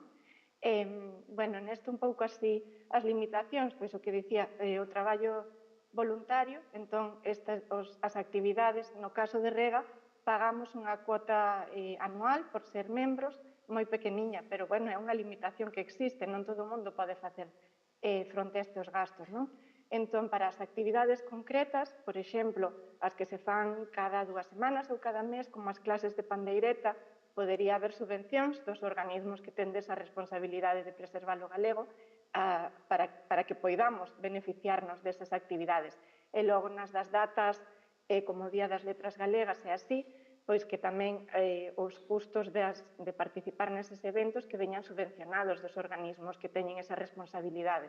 O sea, que nós facemos o traballo gratis, digamos, polo menos que haxa certa axuda. E logo eso, pois axudas e, sobre todo, facer rede.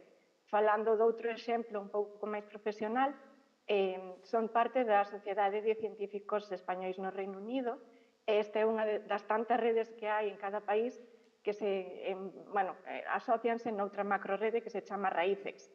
Pois poderíase facer un Raícex das diásporas galegas polo mundo, non? Dos diferentes países. E despois, accións individuais. Estos non son tan concretas, pero son tamén exemplos.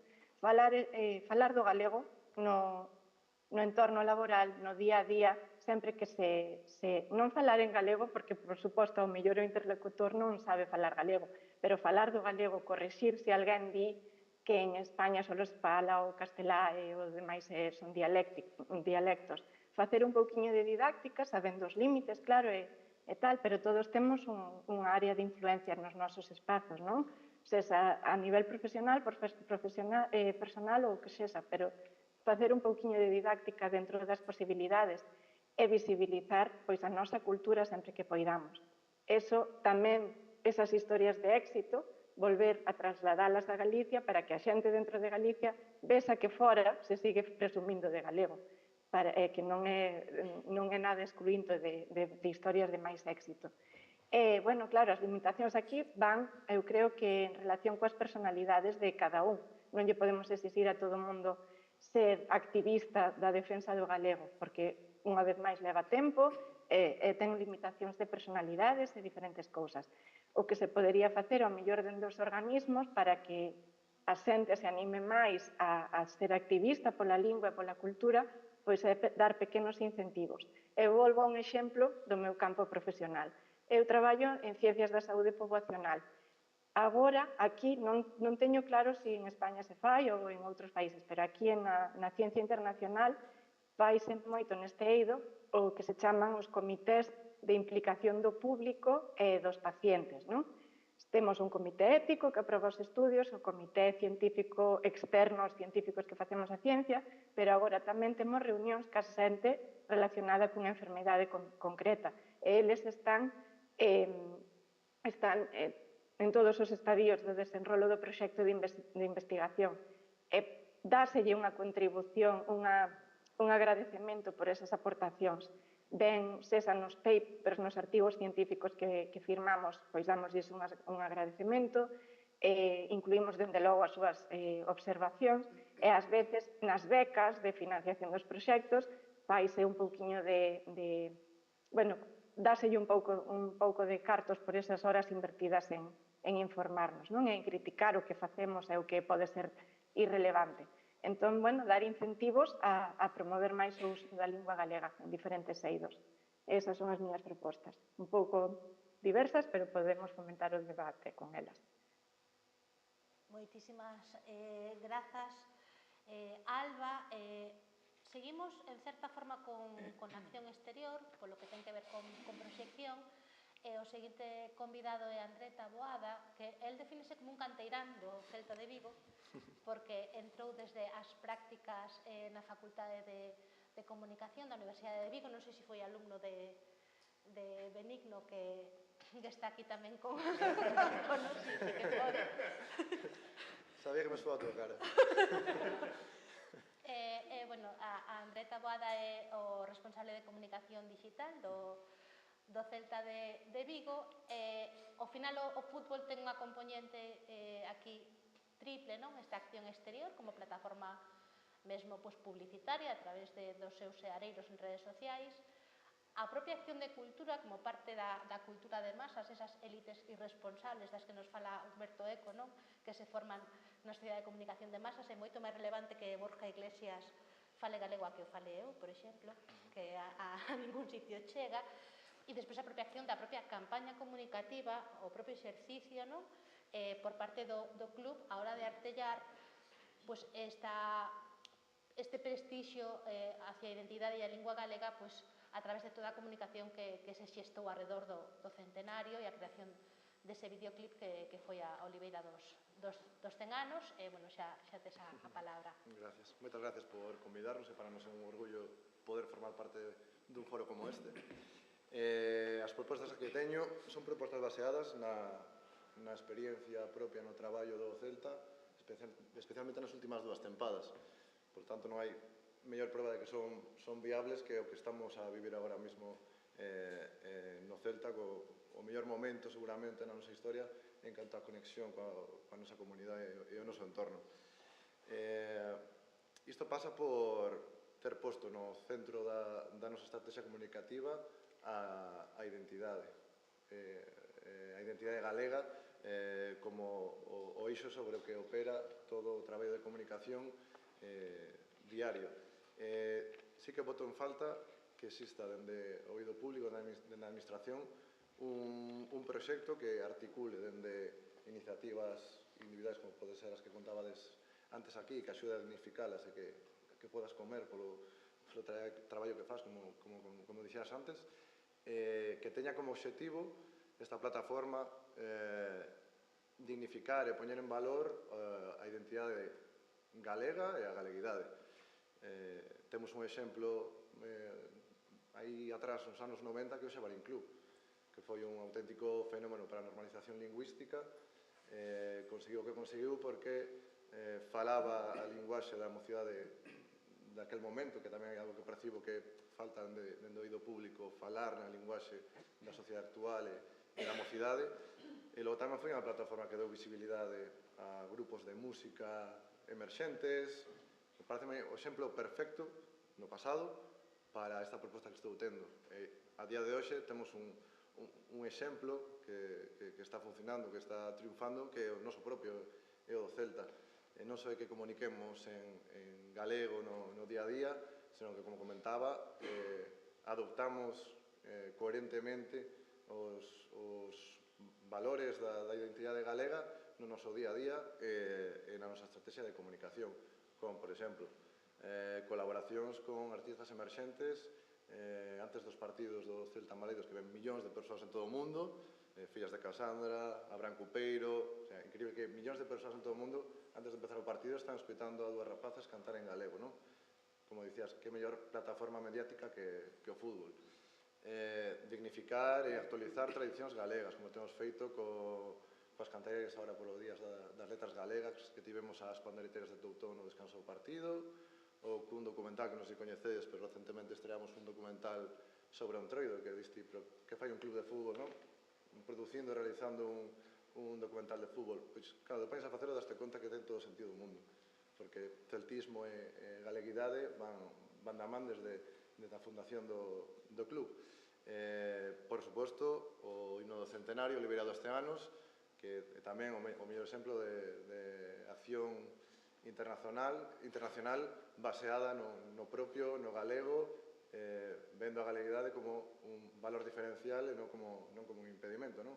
Un exemplo dunha acción puramente galega que non só impactou na comunidade do fútbol ou do Celta ou na comunidade galega, senón que foi transversal, trascendeu a outros públicos fora de fútbol e trascendeu as fronteiras. Hai gimnasios en Estados Unidos que fan clases de spinning con Olivera dos 100 anos, unha canción en galego, increíble. E por outra banda, a segunda proposta, está vencellado isto que estou explicando, vai dirixida ás empresas e institucións privadas. Penso que a normalización lingüística, o éxito da normalización lingüística non vai chegar só con iniciativas individuais e particulares ou con iniciativas da administración pública e meter na ecuación ao tecido empresarial. Eu creo que non hai suficientes referentes e exemplos a día de hoxe de empresas que estén intentando facer o que humildemente estamos facendo e conseguindo nós. O Celta, como decías, levo 16 anos no Celta e todo este tempo sempre comunicouse en galego, o estadio é un estadio que sempre que se falou en galego pola megafonía, as campañas de publicidade sempre foron en galego. Sin embargo, non foi ata hai 2 anos cando empezou a recoñecerse este labor, empezamos a ter froitos tanxibles deste traballo, deste labor. Por que? Porque pasamos de facer de ter unha relación co galego que dependía de pequenos xestos ou vontades individuais de profesionais que había no club a ubicar o galego como un dos piares básicos da estrategia empresarial do Real Cruz Celta. A día de hoxe temos como empresa que chegou a nova directiva con María Mouriño fronte 3 piares estratégicos para o desenvolvemento do club como empresa. Son as 3 Cs, un é consistencia económica, outro é competitividade deportiva e outro é conexión coa comunidade. Pero todas estas 3 Cs, grandes Cs, parten todas dun piar máis básico que está debaixo, que son as raíces. Entón, para que veades o peso que se deu o Celta nos últimos 2 anos a toda a parte de raíces e identidade galega. Entón, gustaríame que as empresas desbotasen presuizos e vesen o galego e a galeguidade non como un hándicap a hora de chegar ao exterior ou a hora de comunicar, a hora de gañar cartos, porque todo o contrario, pode ser un valor diferencial e pode ser un motor para crear unha comunidade máis cohesionada, máis identificada,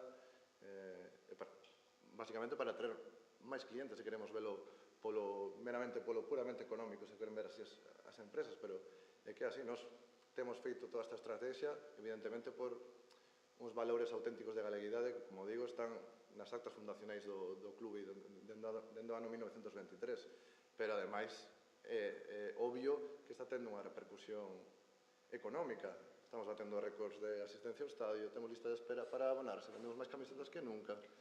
Entón, ainda que sexa pola cuestión económica, invito as empresas a valorar a posibilidade de deixarse de simplemente xestos pequenos, case de postureo, cando chega o Día das Letras Galegas ou, non sei, bueno, non quero decir nomes, pero realmente asimilar como parte da estrategia empresarial a galeguidade, velo como un valor diferencial. Evidentemente, dentro da administración pública tamén se poden acometer iniciativas para incentivar que as empresas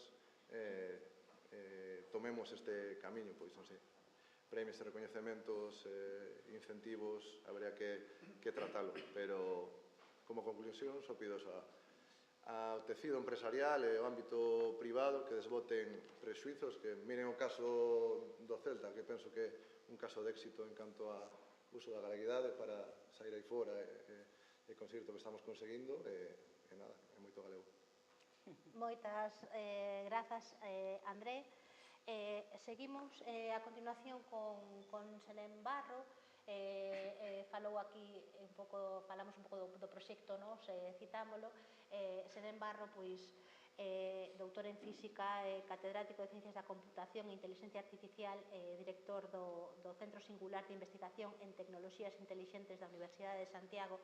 Os centros de investigación sempre teñen nomes longuísimos, despois apuntámolos así con CICIUS, chamase este en concreto, desde onde se coordina o proxecto NOS, que nos fixo volver a escutar a Ana Quiro, por exemplo, hai un tempiño atrás, e que realmente é un destes proxectos que ten como vontade o que sinalaba na mesa anterior Felipe Gil, que falaba de que o galego sexa a lingua que estea nas máquinas que interaccionan con nós, un pouco. Entón, pois, ten aquí a palabra Selén Barro para contarnos as súas propostas dentro deste eido da inteligencia artificial. Moi ben, pois moitas gracias por convidarme, la verdade é que é un placer, porque además eu fago que doblemos a idade media do grupo, así que teño esa especial achega, non? O do nome, nos chamamos de CICIUS, e gusta, nos poemas é un nome ben sonoro, non? O problema é que cando lle chamas CICIUS, todo o mundo pensa que é pouca cousa, entón tens que decir centro singular, se o dis longo, entón parece moi importante. Mira, escoitándoos, que creo que eras ti, Daniel, que decíades que a xente cando vai fora, de algún modo é cando dá ese paso, non? A falar o galego. Entón, eu pensaba escoitándoos, que xa escoitara eu isto, que temos que falar co que queda dos resentidos para que cambien o nome de Galicia sitio distinto por Galicia sitio estranxeiro. Entón, a ver se nos sentimos de fora da casa aquí e empezamos todas e todos a falar no galego, non? Porque senón isto non vai ir moi ben. Bueno, eu non vou a facer propostas de nós, aínda que sería o seu. Bueno, teño que complementar unha cousa. Nós o coordinamos o ILGA e o CICIUS, non só o CICIUS. Entón, esta alianza de tecnólogos e humanistas tamén que é tan necesaria. Sí, bueno, pues aparte que é tremendamente atractiva e estimulante, non? Para os que somos de ámbitos de ciencias duras ou enxeñerías, pues, ter este contacto e achegarnos ao mundo das humanidades, da lingua, en fin, espero que e viceversa, pero xa dirán elas. Bueno, debería de falar e facer propostas do proxecto NOS, pero o proxecto NOS en si mesmo é unha gran proposta, efectivamente, agradezo as túas palabras, porque o gallá ese foro sentir xeral, non? Nos se resume moi fácil, nos o que persigue é situar o galego na sociedade e na economía digital, de acordo?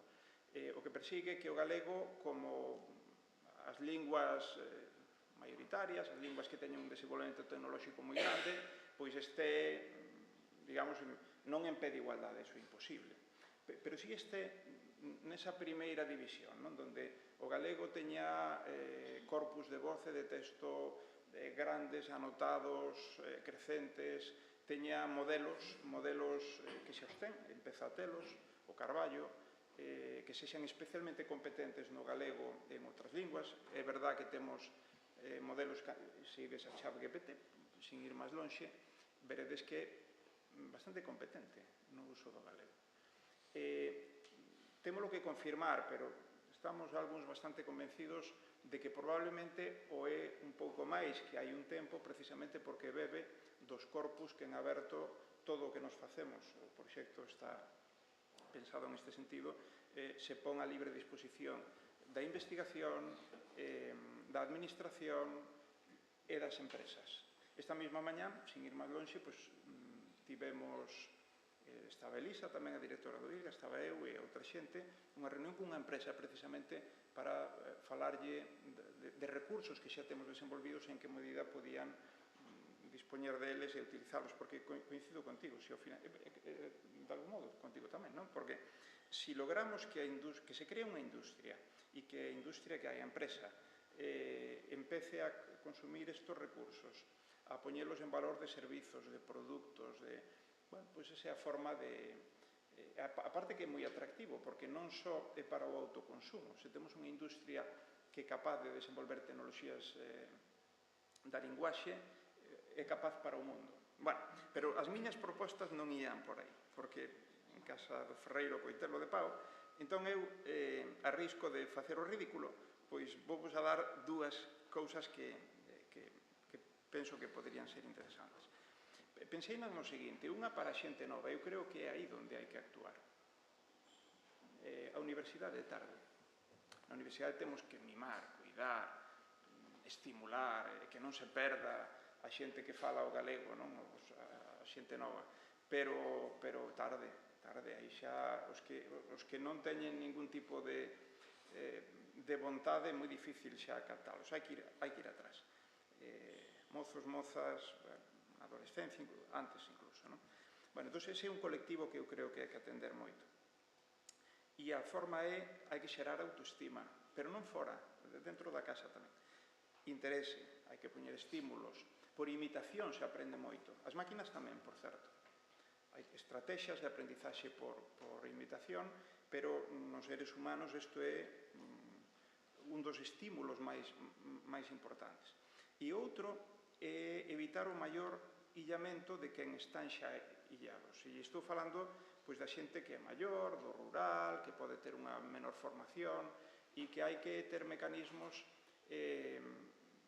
Estos xa falan bastante galego, pero o problema non é iso, o problema é que se sintan vinculados e que nos den o tesouro de patrimonio, de historias, etcétera, que teñen nas súas cabezas. Entón, xa vou ao concreto. A primeira proposta que fago chamase lingua aberta. Non é moi original, porque isto xa existe en outros lugares. A idea sería crear unha plataforma de recursos orais en texto e voz do galego que preserve a tradición oral, a historia lingüística, as diversas expresións, formas de falar e acentos. Hai exemplos, por exemplo, en Canadá, First Voices, pero hai máis, que demostraron que efectivamente este tipo de iniciativas, que moitas veces son mantidas de forma voluntaria e colectiva, por tanto, con poucos recursos, ten que haber recursos, pero non son necesarias grandes cantidades, porque o que hai é unha enorme cantidade de vontade de traballo a prol da lingua. Pero é que máis, a semana pasada tivemos unha... Non podo dar datos, pero simplemente algunha pista, ou creo que non podo dar, ou mellor sí, ou mellor isto xa é público, pero a nós me pareceu que non lo contaban como algo que era todavía o xermolo dun proxecto, querían a axuda do proxecto NOS, para construir unha plataforma que fixera basicamente isto, pero que ademais, isto é moi interesante, todos eses corpus multimodais, non só voz e texto, senón tamén fotografías, vídeos, registros sonoros que non son voz, etc., podan servir no seu momento de alimento para a inteligencia artificial xenerativa, é dicir, para os modelos de IA que se poden adestrar e que se poden facer especialmente competentes para despois ser interrogados, para poder ter, digamos, unha experiencia casi de humano a humano, perdonade, Eu vexo as máquinas tan próximas que ás veces se me vai a olla. Bueno, me parece fantástico, porque non é só preservar un patrimonio que se nos vai con esas cabezas, sino que é darlle novas vidas a través da inteligencia artificial. Bueno, esta sería lingua aberta. O segundo é moi pedestre e é moi antigo, pero eu todas as experiencias que coñezo funcionan fantásticamente ben.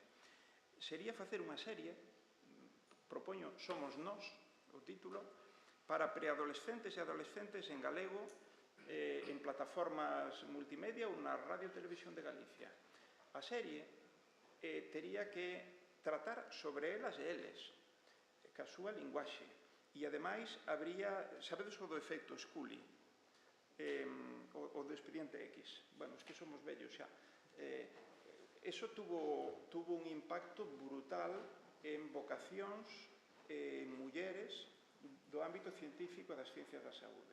Pero o mesmo pasou, se non recordo mal, en Cataluña con unha de veterinarios e en outros lugares do mundo. É dicir, no momento en que ti fas algo que ten un enganche emocional e atractivo, é algo ben feito, pero ademais que de algún modo, bueno, pues te emocionate, hai un efecto mimético brutal. E eu creo que aquí, por exemplo, imaginadevos que nos colexios e nos institutos se fai un proceso de selección das actrices e dos actores. Esas persoas de 13, 14, 15, 16 anos que ao final van a crear esa serie, lóxicamente con recursos e con profesionais, e van a facer algo que probablemente nas plataformas é máis fácil, porque como engancha a xente nova, non? Eu vexo a televisión aínda algunha vez, pero os novos xa non. Por lo menos, como me di o meu fillo máis novo, di, sí, papá, eu vexo pero nunca en directo. O sea, nunca en tempo real. A consumo na plataforma, pero o outro non. Bueno, entón, perdón, que me estou estendendo, agora xa acabei. Entón, se fóramos capaces de facer algo así, eu creo que isto aumentaría enormemente a autoestima da xente nova que non fala o galego. Porque sentirían, o sea, se sentirían identificadas con esas rapaces que van ao instituto, van a tal, e fan, e soñan, e se enamoran, e van, e non sei, por que non? Por que non? Bueno, pois iba a dar outra quenda de palabra, pero casi por alusiones. Non é por alusiones. Vou a Andrea Villa, porque Andrea Villa é unha persona que se encarga, pois, entre outras cousas, da comunicación cultural de produtos dese tipo, de pelis tamén con adolescentes en galego, non? Que teñen, pois, hai conflictos máis tipo pedestre, non? Destas de enamorarse e desenamorarse, que tamén é importante contalo moitas veces e contalo na lingua de unha. Estou pensando, por exemplo, no efecto Skam que tuvo na televisión pública de Noruega hai casi 10 anos ou 10 anos xa, e como tuvo esas réplicas noutros sistemas culturais e lingüísticos, por exemplo. Andrea Villa pois, é xornalista e é programadora cultural, compañeira tamén aquí como Ana González Liste. Ela, pois, a parte de coordinar moitos contidos en redes sociais de unha chea de produtos culturais galegos, de levar tamén pois un pouco esta comunicación deste Star System que vamos creando tamén nas redes sociais, porque é así, porque se está creando, porque o mellor para o grande público non é coñecido, pero existe, e tamén os temos que sacar desa espiral do silencio. A parte, pois, é tamén unha codirectora do Carballo Interplay, ven ahora de Cannes Porriño, pero podía ser de Cannes Francia, porque tamén estaba, pois, algunha das súas películas pois concursando, non? Na sección oficial, penso na película galega de Carla Simón en Romería. Bueno, pois ten agora esta quenda de... É moitísimo, realmente, é que se fai moito xa. O que pasa que o mellor tampouco sabemos contar, é xente que nos dedicamos a isto que contar cousas. Entón, bueno, pois tes agora a quenda de palabra. Bueno, Ana, vou dicir que estou encantada contigo porque fixen a comunicación de Nación e ahora estou facendo a de antes de nós, así que todo o que quieras levar, encantado con esto.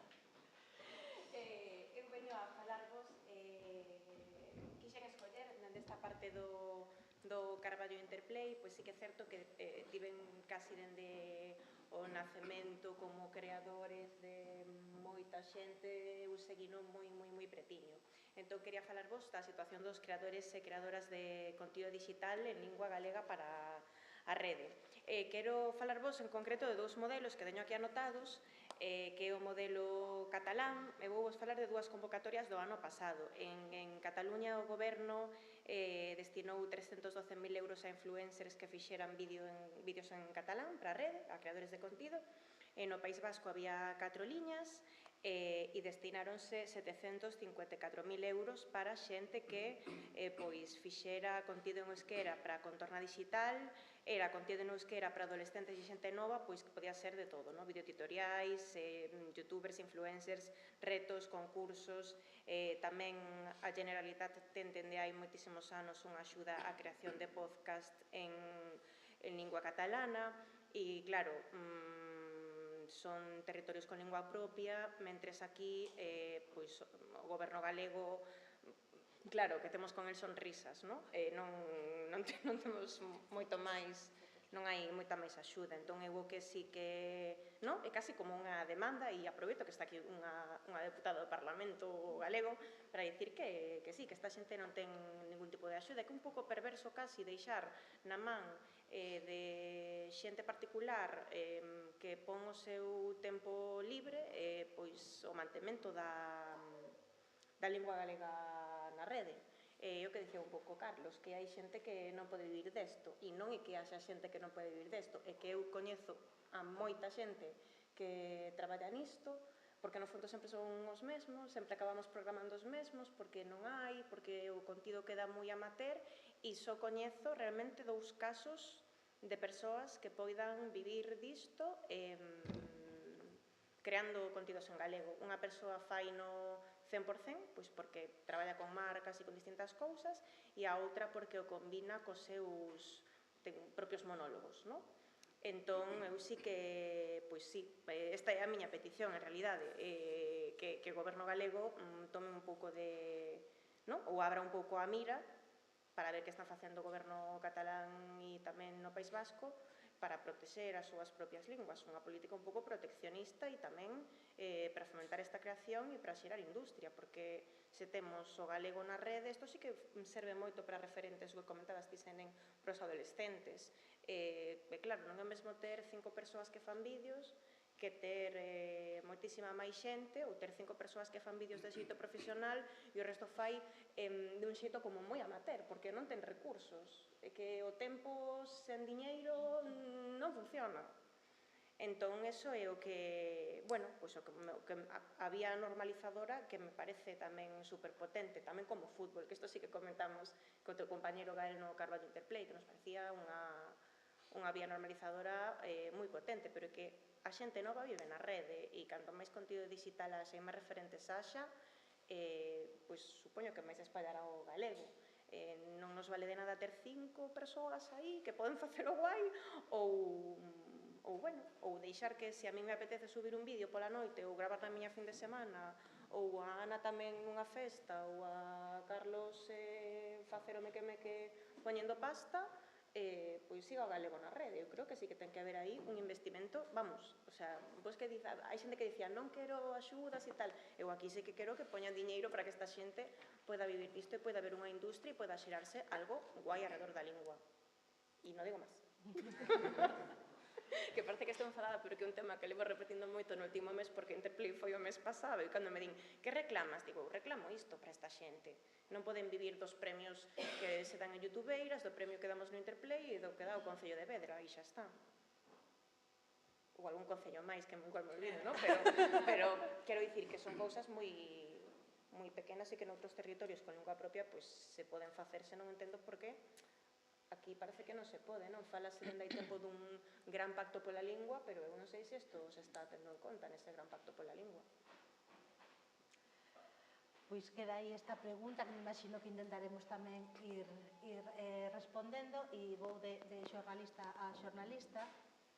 Aquí por corporativismo vamos a Ana González Liste, que Ana González Liste teria que estar agora traballando, que é o que ten a xente do xornalismo diario, que ou martes de semana pola tarde, pois o que lle toca é isto, pero pois temos a sorte de que este aquí con nós, e encima, aparte, pois aproveitámonos de que ten un perfil tamén moi activo, porque isto acaba pasando tamén nos activismos noutro tipo de sectores. Ana González Liste é redactora en Praza Pública, que é un medio integrante da Asociación de Medios en Lingua Galega, aparte é integrante da directiva do Colexio de Xornalistas de Galicia e tamén da Asociación a Xornalistas, que tamén olla un pouco a profesión desde unha perspectiva de xénero.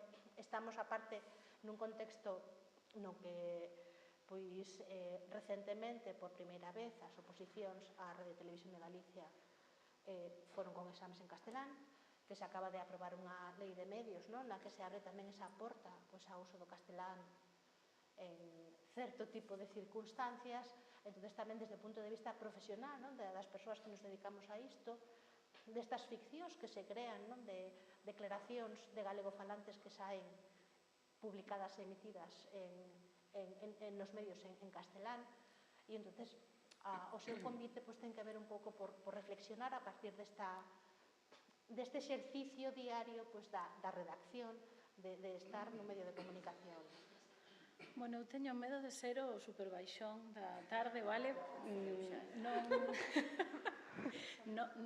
Non me matedes, pero bueno, teño que dicir moitas cousas e vou moi rápido. O primeiro que me veu á cabeza cando me dixeches hai que dicir algo que se poida facer xa. Pois mira, como di Mondra, quererse ben, vale? Entón, necesitamos permitir que os medios en galego marquen a nosa axenda como sociedade. Necesitamos prestarlles unha atención superior ao resto de medios e necesitamos introducirlos na conversa diaria de maneira destacada. E iso está completamente relacionado con que compre que fagamos un esforzo para compartir nas nosas redes sociais as novas que estean escritas en galego. É necesario, creo que parece moi básico, pero non é o máis frecuente. Eu estou todo o día non, pero prácticamente coas redes de praza do xornal no que traballo, e observo vos a todas. Observo e non é o máis frecuente. Entón, hai que apostar por aí. Teño que facer un apunte que me parece o máis honesto que podo facer, que é dicirvos que para que o xornalismo defenda o galego, os medios en galego teñen que ser sostibles e rendibles, e non un foco de resistencia. E que, ademais, acabo de dicirlo a Beni, porque eu non podo resistir todos os días. Todos os días non poden ser unha resistencia, porque non, o sea, porque a vida non pode ser iso. Entón, temos que sair dese marco de que somos a resistencia. Incluso un mesmo ás veces compro ese marco, véxome comprando ese marco, falando con outra xente, e logo digo, non pode ser, porque eu non quero resistir, eu quero existir, non resistir. Entón, era un apunte que teño que facer. Despois, claro, teño que entrar no modelo de axudas a medios de comunicación por parte da Xunta de Galicia. Vale, pouco ou nada efectivo por sintetizar este asunto. As porcentaxes que se piden de presenza de galego son baixas e non se chega a supervisar a incidencia real do idioma nos medios que non son totalmente en galego. Todos sabemos o chascarrillo de as portadas en galego do 17 ou do 25, tal, vale, perfecto. Bueno, non teño que explicarvos máis. Ninguén supervisa nin que esas portadas estén en galego, nin que estean correctamente en galego, nin esa baixa porcentaxe que teñen que ter os medios en papel, porque, por suposto, os medios en papel son os que se levan esas axudas, non? Vale, entón, é unha cuestión de vontade política. Cambiar a redacción destas axudas pódese facer no Consello da Xunta do luns que ven e quedaría aprobado, publicado no DOGA a semana seguinte, e todos tranquilos e viviríamos nun mundo distinto. É vontade política, vale? Entón, Claro, porque ti dicíasme, non propoñas algo que necesitemos cambiar unha lei. Non, é que non necesitamos cambiar ninguna lei. Creo que eras ti, Carlos, que antes dicía, habría que aplicar a lei que está tal. Efectivamente, eu moitas veces leo as leis e digo, joder, pois é que isto non se aplica. O sea, para que me facedes ler isto se non é a realidade na que vivo?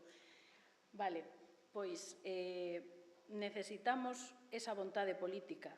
Despois, dende o Colexio Profesional de Xornalistas de Galicia, esta cuestión foi trasladada en numerosas ocasións á Secretaría Xeral de Medios da Xunta con propostas concretas, o sea, hai un documento de propostas concretas que creo que xa foi presentado e actualizado ata en 3 ocasións distintas, en 3 mandatos distintos, polo tanto estamos falando prácticamente da última década, e que foi presentado e que non hai ningún tipo de resposta, porque o que se pide dende o colexio tamén é rematar coa discriminación aos medios que son 100% digitais, que son os que son, ademais, na súa maioría, íntegramente en galego. Entón, bueno,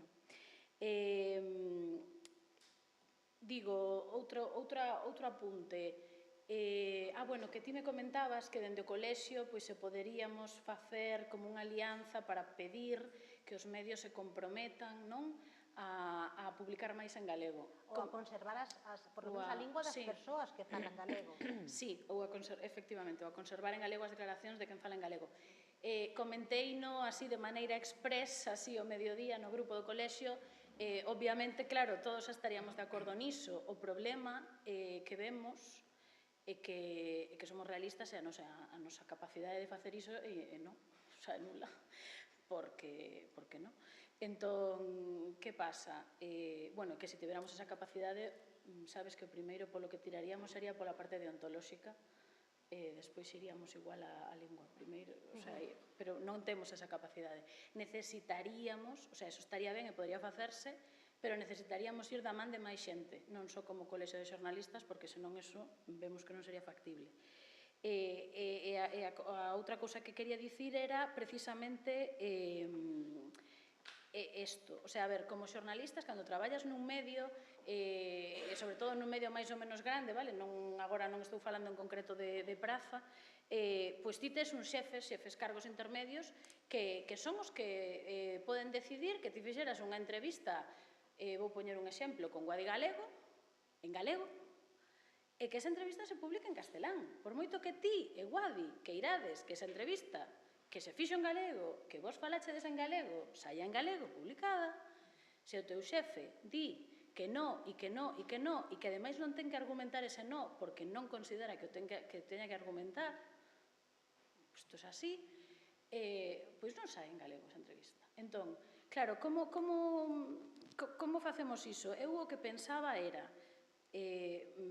exercer presión, de alguna forma, aos medios, dende as propias axencias de comunicación, pois que nun momento dado te poden xestionar esa entrevista, non?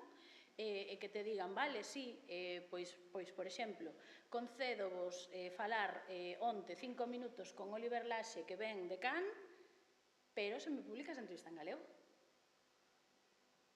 Non? Antena 3, douche 5 minutos de canutazo con Oliver Laxe, pero mo subtitulas, porque vai falar en galego. Bueno, pois eso, Antena 3 aceptaría, tería que aceptar, porque non se vai perder eses 5 minutos de Oliver Laxe, porque yo están pedindo de Madrid, non? Como se di aquí, que me piden de Madrid, vale, pois eso. Entón, claro, bueno, que pasa? Que neste caso a de prensa tamén era de Madrid, entón xa che digo yo que non. Pero bueno, a ver, era un exemplo. Entón, tamén podería ser, pois, a propia persoa, o propio entrevistado, podería decir, quero que eu falo en galego, o que eu digo saia reflectido en galego. Pero isto necesitamos que o faga todo o mundo, porque se só fai un, esa persoa, como sempre, vai ser a perxudicada e vai, bueno, pois, tirar pedras contra o seu propio tellado, que xa están as cousas bastante mal, como para un por encima e quedarme eu sen facer entrevistas, e sen promocionar o que estou facendo. Entón, claro, eu non quero que recaia tampouco no peso de quen tamén é precaria, pero se como colectivo nos mentalizásemos diso, pois... Pero claro, de que estamos falando, no fondo? Estamos falando de que saian entrevistas en galego na Voz, no Faro, na Opinión, na Región, no Progreso.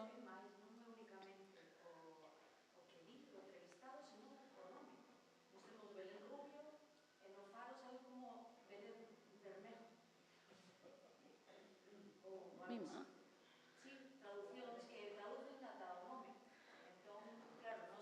Bueno, pero eso... Claro, eu pensaba, que xa non sei onde o anotei, pero... Vale, sí, é isto. Que o uso do idioma tamén influe no enfoque da información.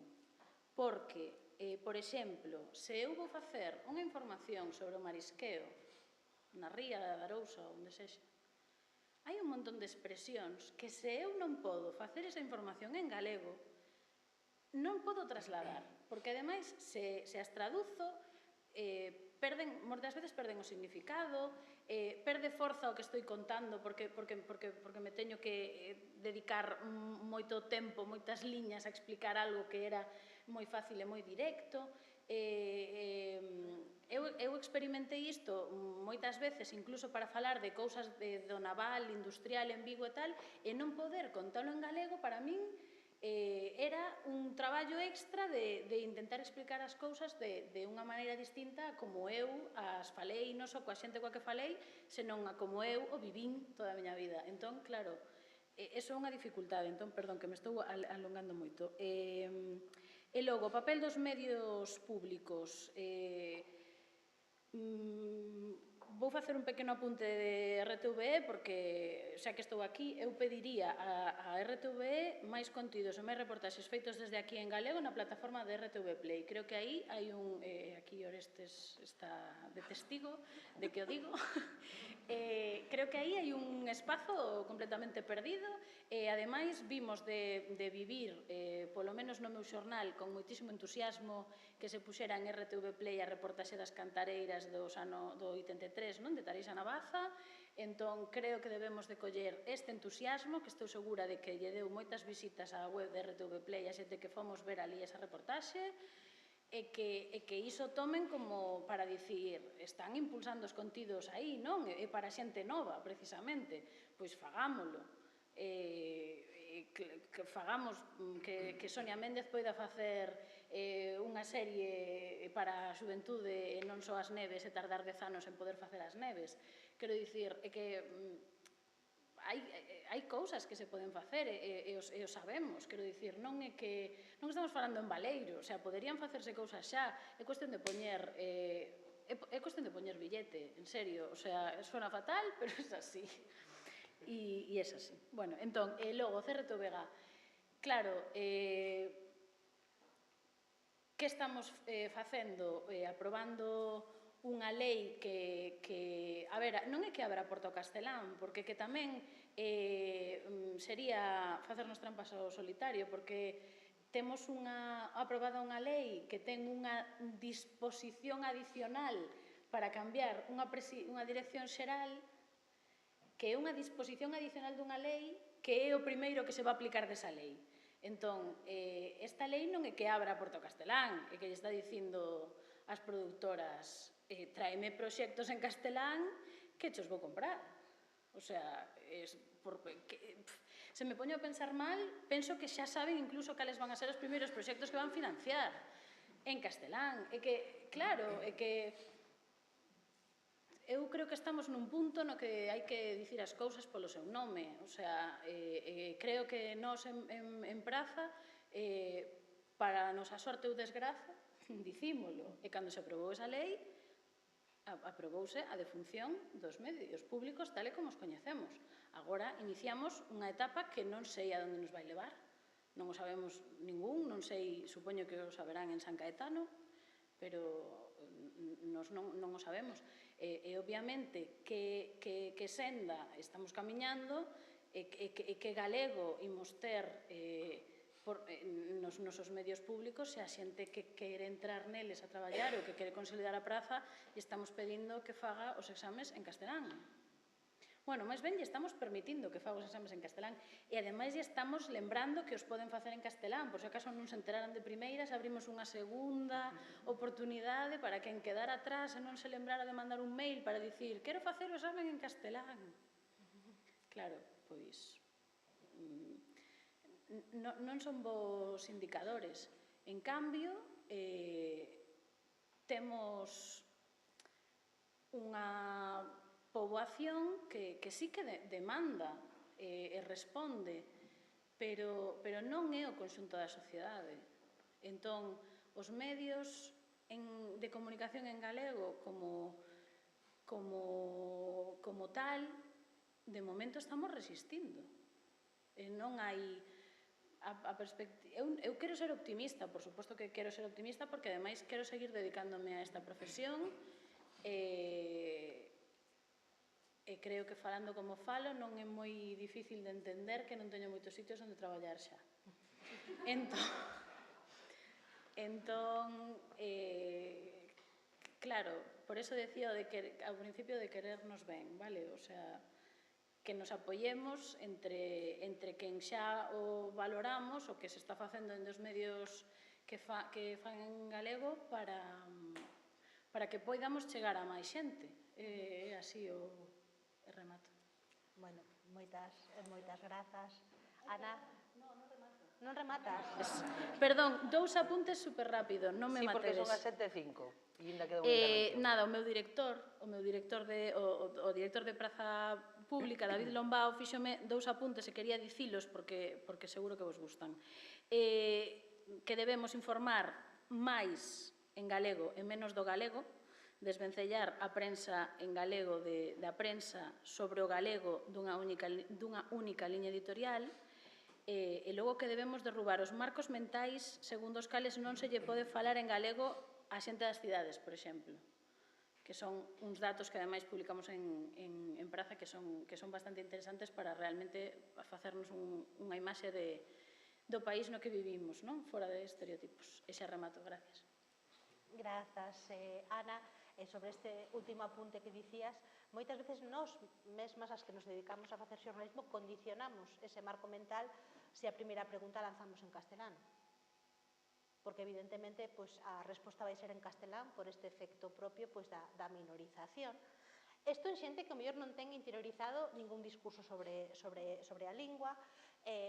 Eu estou convencida de que a entrevista a Senserra no Diario de Pontevedra deste mes de atrás saiu en galego porque a xornalista lle preguntou en galego simplemente, sin outro tipo de condicionante a maiores diso, e que moitas veces tamén está en quen lanza esa primeira cuestión, e no momento no que ti a moita xente estás exercendo ese papel de xornalista, estás tamén nunha posición un pouco de poder, e sempre a tendencia vai ser a que adapten a lingua túa, e o mellor tamén esta propia proposta de lanzar esas primeiras preguntas. Non sei se Belén López, a xornalista que lle fixe a entrevista, tivo que loitar esa publicación en galego ou non, porque non lle preguntei, pero que todas limos esa entrevista, verdad? Sí. Pois é que, bueno, é un bo síntoma, un síntoma de que o que pasa é que non pode ser un traballo individual de cada un, porque senón nos queimamos. Neste caso, aquí o noso derradeiro participante Benigno Fernández Salgado, que é compañeiro na sección de Lingua, Literatura e Comunicación do Consello da Cultura, que é docente de comunicadores na Universidade de Vigo, ahora mesmo é responsable tamén de normalización lingüística da Universidade, e que foi tamén, hai algúns anos, lingüista na Radio Televisión de Galicia. Entón, tamén temos aquí as súas propostas. Vale, pois nada, boas tardes. Gracias, Marta, por convidarme. Estou aquí con xente a que admiro realmente, entre eles a Marta e a Ana como xornalistas, eran das miñas favoritas, xa me está chamando outro xornalista, David Formoso. Pasa. Perdón. Rodeado de xornalistas toda a vida. Cando fun para a televisión, que fun o primeiro asesor lingüístico, estaba na redacción, estaba rodeado de xornalistas, que era unha das cousas que eu escollera como posibilidade de ser no futuro, non? Sempre aprendí moito dos xornalistas e sempre os admirei polo que escollín filoloxía, que era porque quería escribir. Os xornalistas escriben profesionalmente, son uns profesionais, e eu por iso os admiraba. Entre eles estaba daquela Manolo Rivas, que foi o primeiro que abandonou a televisión, non sei se por cansazo ou porque quería facer unha carreira nova. E a súa carreira empezou realmente como novelista ali, regalou o meu primeiro libro, Todo ben, que era un libriño de nada, e a partir de aí dedicouse ao que se tiña que dedicar, e xa vedes. Entón, bueno, estou aquí, con xente a que admiro. Se non estivera Rosario Álvarez aquí, eu sería seguramente DJ. Cando a coñecín a ela, sí, estaba pinchando, o sea, todas as noites, o sea, ata as 2 da mañá. Ese curso só me dediquei a estudar galego, porque era a primeira vez en filoloxía que se estudaba galego, o sea, despois de 3 anos era a primeira vez. Bueno, dábamos francés entre galego e francés. Pero vai, foi así. Entón, pois iso, debolle que abandonar a miña carreira profesional de DJ todas as noites e acabei facendo entrevistas en Mondoñedo para un traballo que fixera de sociolingüística e gustoulle, bueno, a partir de aí cambiouse todo. Sinto... un gran lingüista, non sei como era, pero diría que esas horas que nos contaban na movida santiaguesa, pero gañamos un gran, sempre gañamos. Bueno, que este aquí, eso, bueno, é o dos mestres, que este aquí agora André, que me acaba de descubrir, admiro, non sabía que era André quen levaba o do Celta, ou, bueno, quen está detrás de tal. Para min foi alucinante todo o que levas feito, ou o que levades o equipo, ou todos os que estades, do milloriño que se fixo en comunicación, vese aí, vese os resultados, vai, ou seja que, cando ti estabas contando iso, realmente, o sea, saber que ti estabas aí, é que impresionante. E despois, de todo o que escuitei hoxe, o sea, ver os 3 rapaces máis novos aquí falando como falastes, para aprender un montón de vos, ver o vosso entusiasmo, ou seja, creo que, o sea, despois de ver isto, sí que hai futuro. E falando con Ana falábamos da resistencia, a min tamén me dá un pouco de pánico. O sea, quero que o galego sexa algo máis que a resistencia. Está fenomenal, hai que resistir para poder secar a facer certas cousas, e hai que insistir e toda esa cousa, pero hai que facer outras cousas. Entón, dediqueime, o sea, realmente na universidade a ensinar, investiguei algo así, por separado, casi, o sea, como freelance. Desde hai 3 anos sí que estou cos cataláns, que era o que dicíades vos por aí, están preocupadísimos. Estou con un equipo para o de transmisión lingüística familiar, ou política lingüística familiar, como lle queiramos chamar. Estamos, eso, tamén vendo que se pode facer iso, non? E agora, xa, cando estou casi para despois dos 60, o sea, chegoume isto da xestión provisional, o sea, non sei por que me chamaron, pero era porque non estaba a dirección de normalización lingüística, da área de normalización lingüística, estaba sen director. Entón, chamaronme, e pensei, non tardei unha semana en dicir, pero, bueno, é algo así, é tentador, non? E ao final, claro, pois sí, aceptei.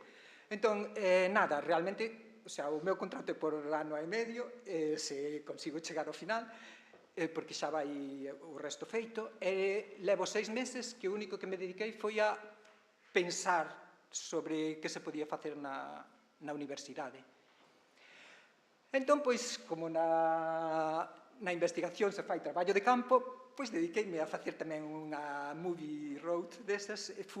Empecé en Pontevedra, reuníme coa xente que estaba relacionada co galego, chamanlles enlaces, que son unha especie de coordinadores, non nos hai en todas, ou non nos había, vai, así activos en todas as facultades, pero había bastantes, vai, deles.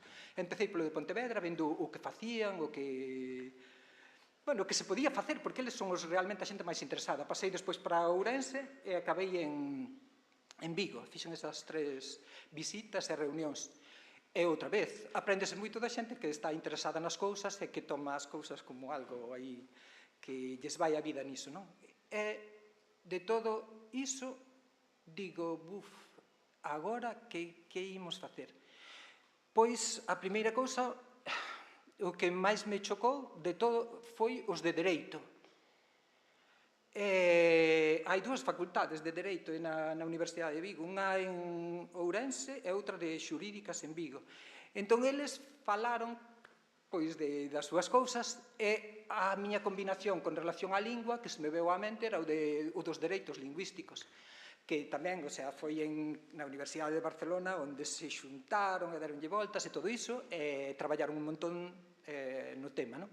Entón digo, vale, os dereitos, que cousa máis seria, que se pode facer con isto.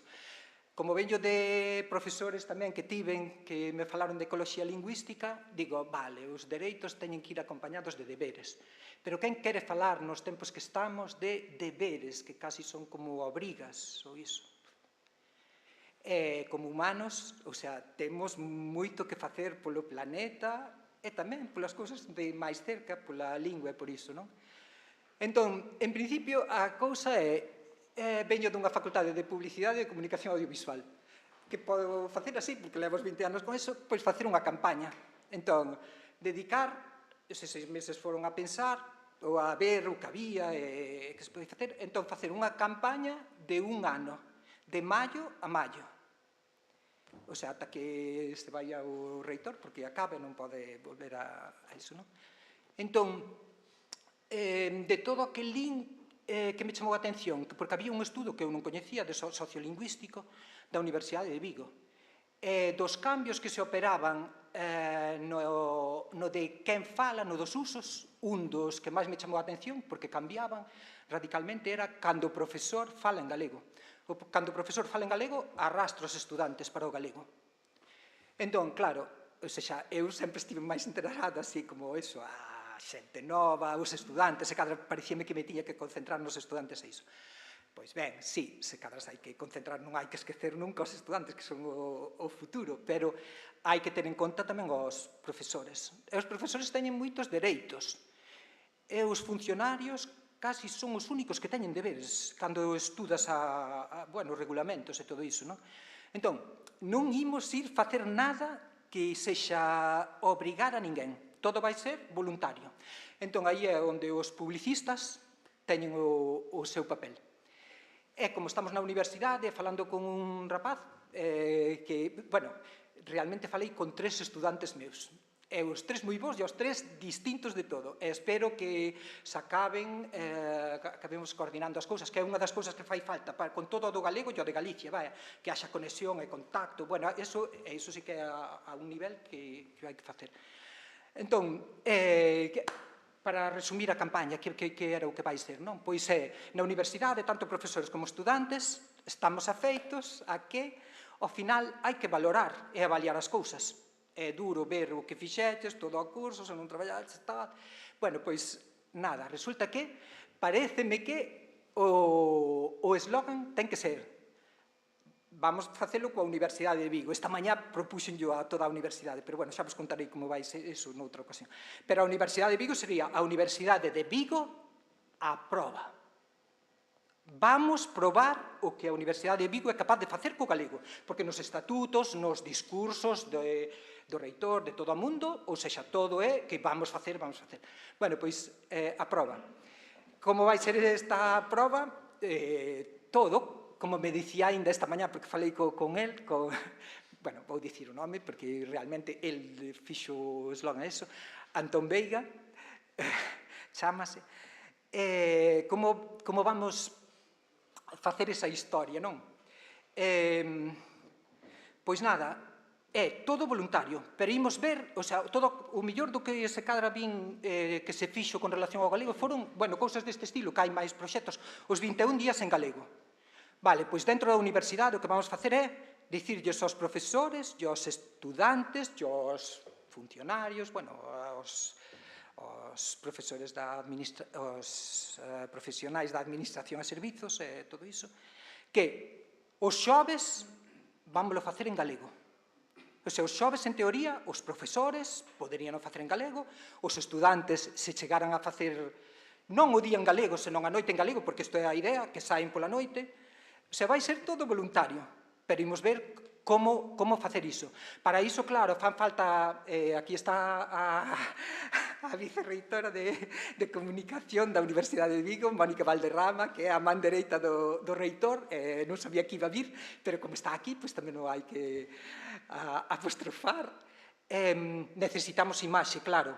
E todas estas cousas que eu de probar, hai que probar. Se non nos atrevemos e vamos con medo, non chegaremos a facer nada. Hai que xuntarse con Google, co que faga falta, vaya, ao nivel que sexa, porque somos todos humanos, ou seja, podémoslo facer. E temos como un pequeno Estado que tamén se pode facer a outros, vaya, ou da autonomía que se pode facer, vaya. Entón, sí que necesitamos imaxe, comunicación e documentar todo isto, todo, o que sai ben e o que sai mal, porque cando empeza unha a probar, pois seguro que hai moitísimos erros, pero non hai que ter medo ao erro. Para aprender as linguas hai que equivocarse, non pasa nada. Entón, sí. Dame rabia interrumpirche, Benigno, porque é certo que quedache para o último e antes comentábamos, como que en pouquiño tempo era difícil como resumir esta campaña para a Universidade. Pero ao final sí que o hai que dicir, porque todo isto ten que ter un final, e ao final ten que ser guai, non apocalíptico, senón apoteósico, digo polo das películas. Entón, ao final, hai que lles dar aos estudantes tamén o seu.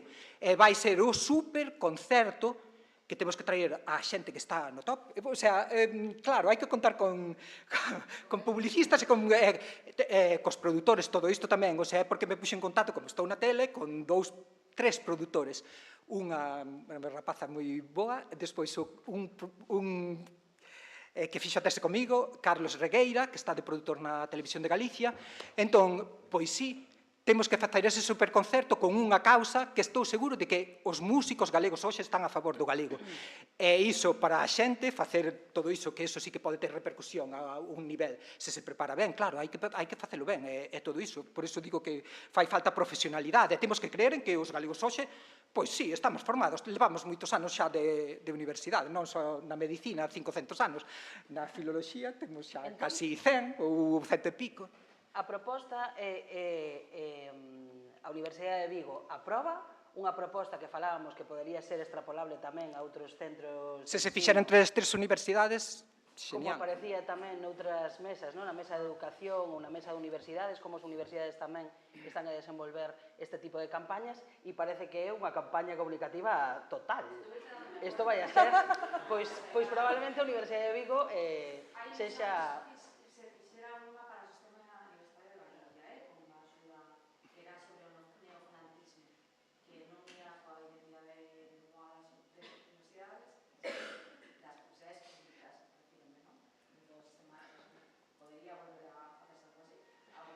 Esta parte ten, porque tamén a traballamos, ten unha parte moi sexy tamén, vai, ou seja, é moi interesante, vai. Cando se fan as metáforas e todo iso, non, bueno, que realmente... Non vou, pero hai que poñer que a xente crear expectativa, que sabedes, unha das cousas máis interesantes... E acabo xa. Unha das cousas máis interesantes que vi nun congreso de filosofía, xa sabedes, da Semana de Filosofía deso, era que ten que haber esperanza. E resulta que, claro, cando falas de esperanza parece que é un rollo religioso. Entón, recórdome do filósofo que dixo, vale, se cadra o que hai que estar é a expectativa. E hai que crear expectativas, porque se vemos que podemos facer, o sea, acabaremos facendo. Perdón, que mentres eu estaba discutindo aquí coa técnica de son... Sí, podo falar? Vale, perdón. Pois sí, non quería facer tan abruptamente, pero temos que ir como completando. Son as 7:23, aínda que nos estendamos 5 ou 10 minutos, sí que está ben como manter os tempos, como vos dicía ao comezo, foron 3 horas, que logo pasan e a vez tamén se van notando no corpo. Entón, grazas, Benigno, de novo, e desculpa, como quedar así con pouco tempo para intervir. Sí? Sí. Perfecto. Vale, entón, quería como recoller, Marta, e non sei se ti tes algo como para completar, se non sería o momento nesta idea de que comentaba ao comezo, son mesas moi amplas, con moitos temas, onde vedes que a idea é ir casi, pois sí, como poñendo en riba da mesa unha serie de propostas de repertorio que de alguma maneira a confianza é que poidan xa ser inspiradoras para as persoas que estamos aquí, que asistimos a estes espazos, que de alguma maneira axuden ou sirvan para reafirmarnos, para animarnos e tamén para inspirarnos. Eu confío en que eu marcho como con ideas inspirada e oxalá vos pase as demais igual. E a vez, nesta escoita pode que haxa máis ideas na sala. O que xa traía desde a casa, ou que agora escoitando isto, e aquí falo para todas as persoas, entón esta sería a pregunta. Hai algunha idea máis en torno a este ámbito da cultura, da comunicación, da acción exterior, que non se puxo en riba da mesa e que pensades, de novo, escoitando o que se dixo ou dende outro lugar, que é necesario tamén poñer en riba da mesa, deixar recollido nese informe, que conste en acta. Sí? E parece que sí, hai unha polo menos. Sí, vamos a pasar o micro, entón, unha polo menos sí, algunha máis, tamén para ter un pouco de dimensión das ganas de falar que tedes no público tamén. Vale, perfecto. Pois, de momento, ti tes a palabra e polo menos uns minutiños. Grazas pola colaboración.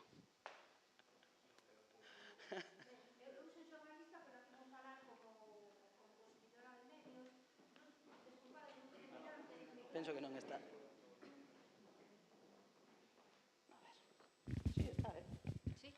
Entón, vou non chegar máis, sí. Agora sí se me oe.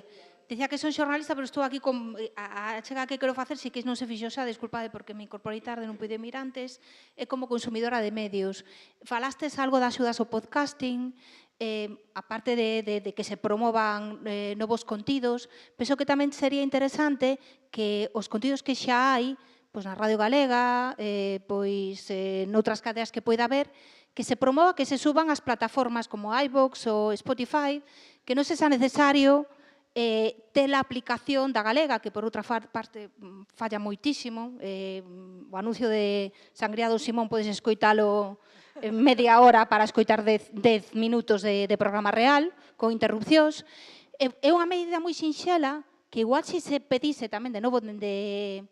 Pois igual dentro do Parlamento, pode funcionar, porque se non se fai entendo que é porque é unha política da CRTVG, que penso que é errada.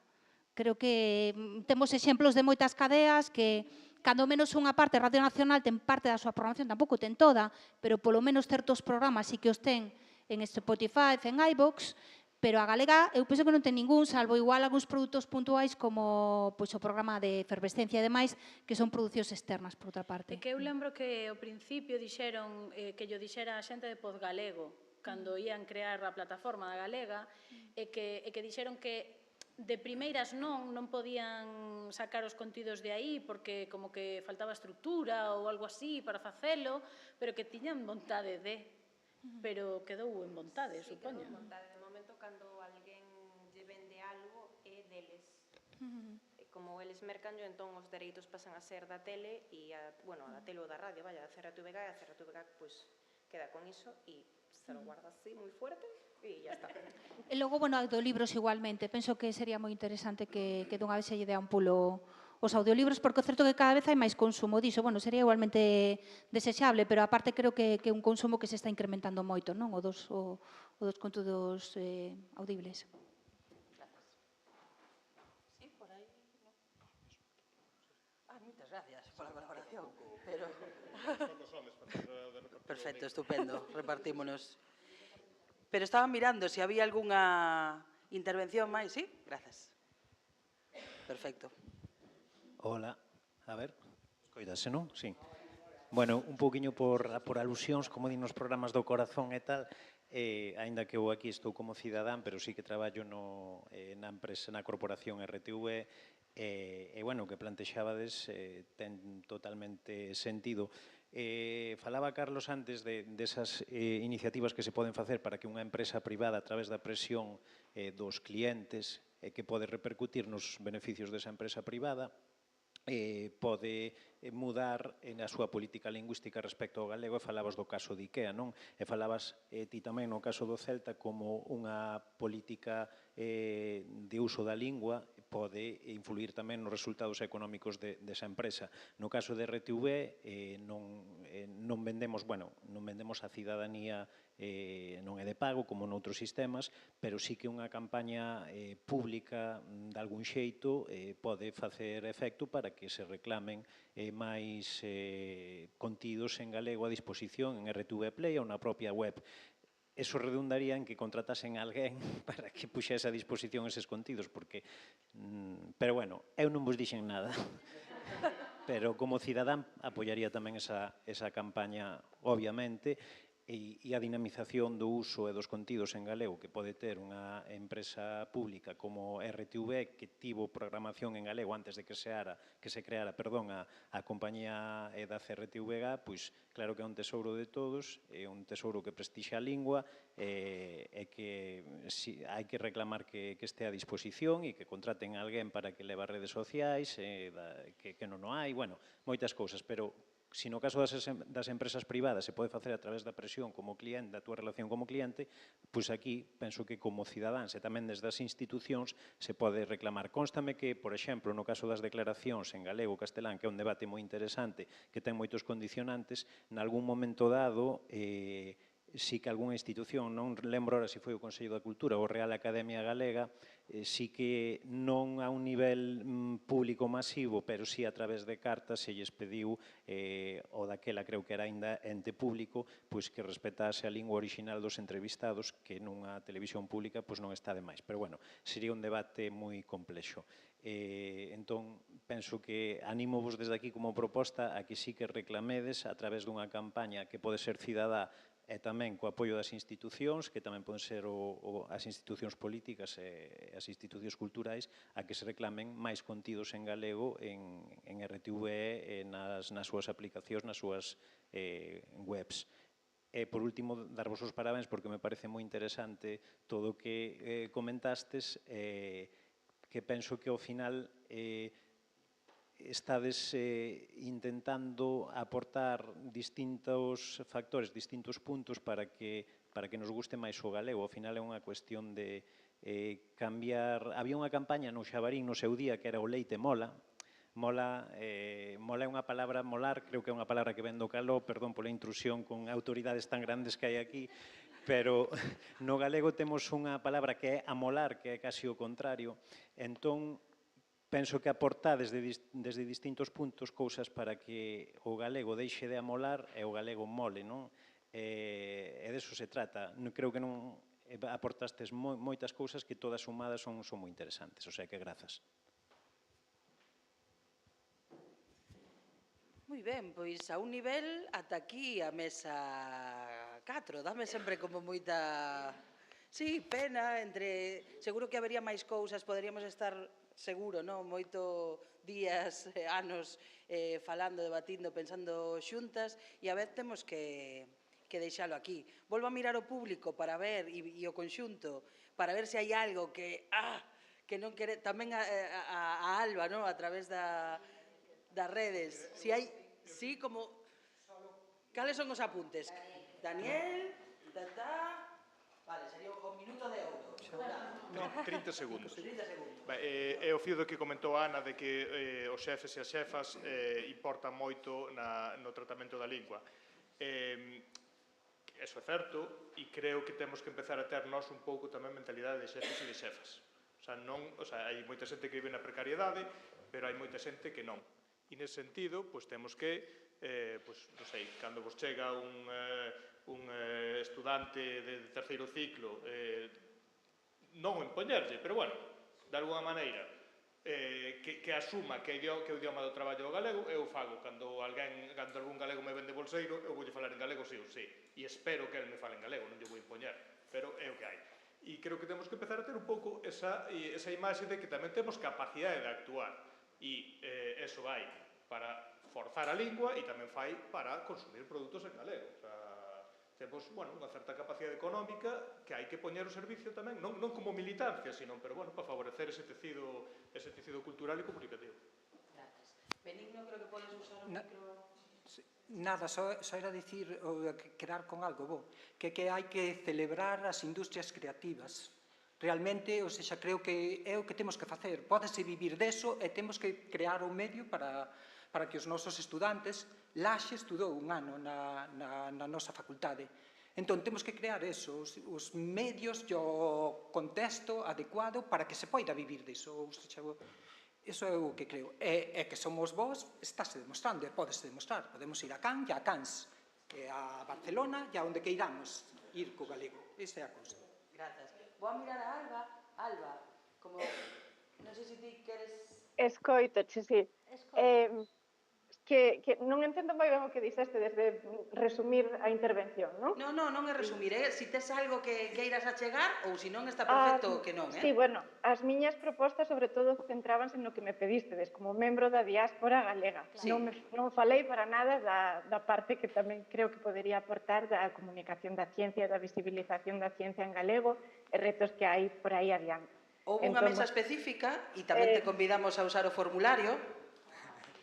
Perdón, non entendín nada. Digo que houve unha mesa específica sobre iso e que tamén te convidamos a usar o formulario se hai realmente ou facelo chegar de alguma maneira. En canto á comunicación, ao mellor unha acción moi concreta, por exemplo, na Sociedade de Españois de Científicos Españois no Reino Unido temos unha proposta que é o Ciencia mon conto.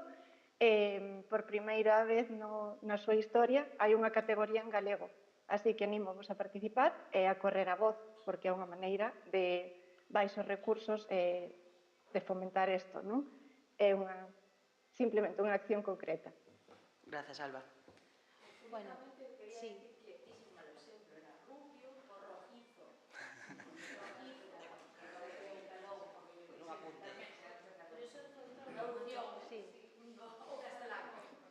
Bueno, pois moitas grazas. Queda tamén unha pregunta que non é quizás para esta mesa, nin para unha mesa da lingua, que é o retorno, non? De todos os que estades producindo e reproducindo vos en galego por aí adiante, que ao final pois tamén si este país pode garantir o retorno de todas estas persoas, non? Que están facendo a súa actividade pois profesional e familiar e as súas redes pois fora do país hoxe en día, que iso tamén será moi determinante para que aquí sigamos sendo e sigamos estando.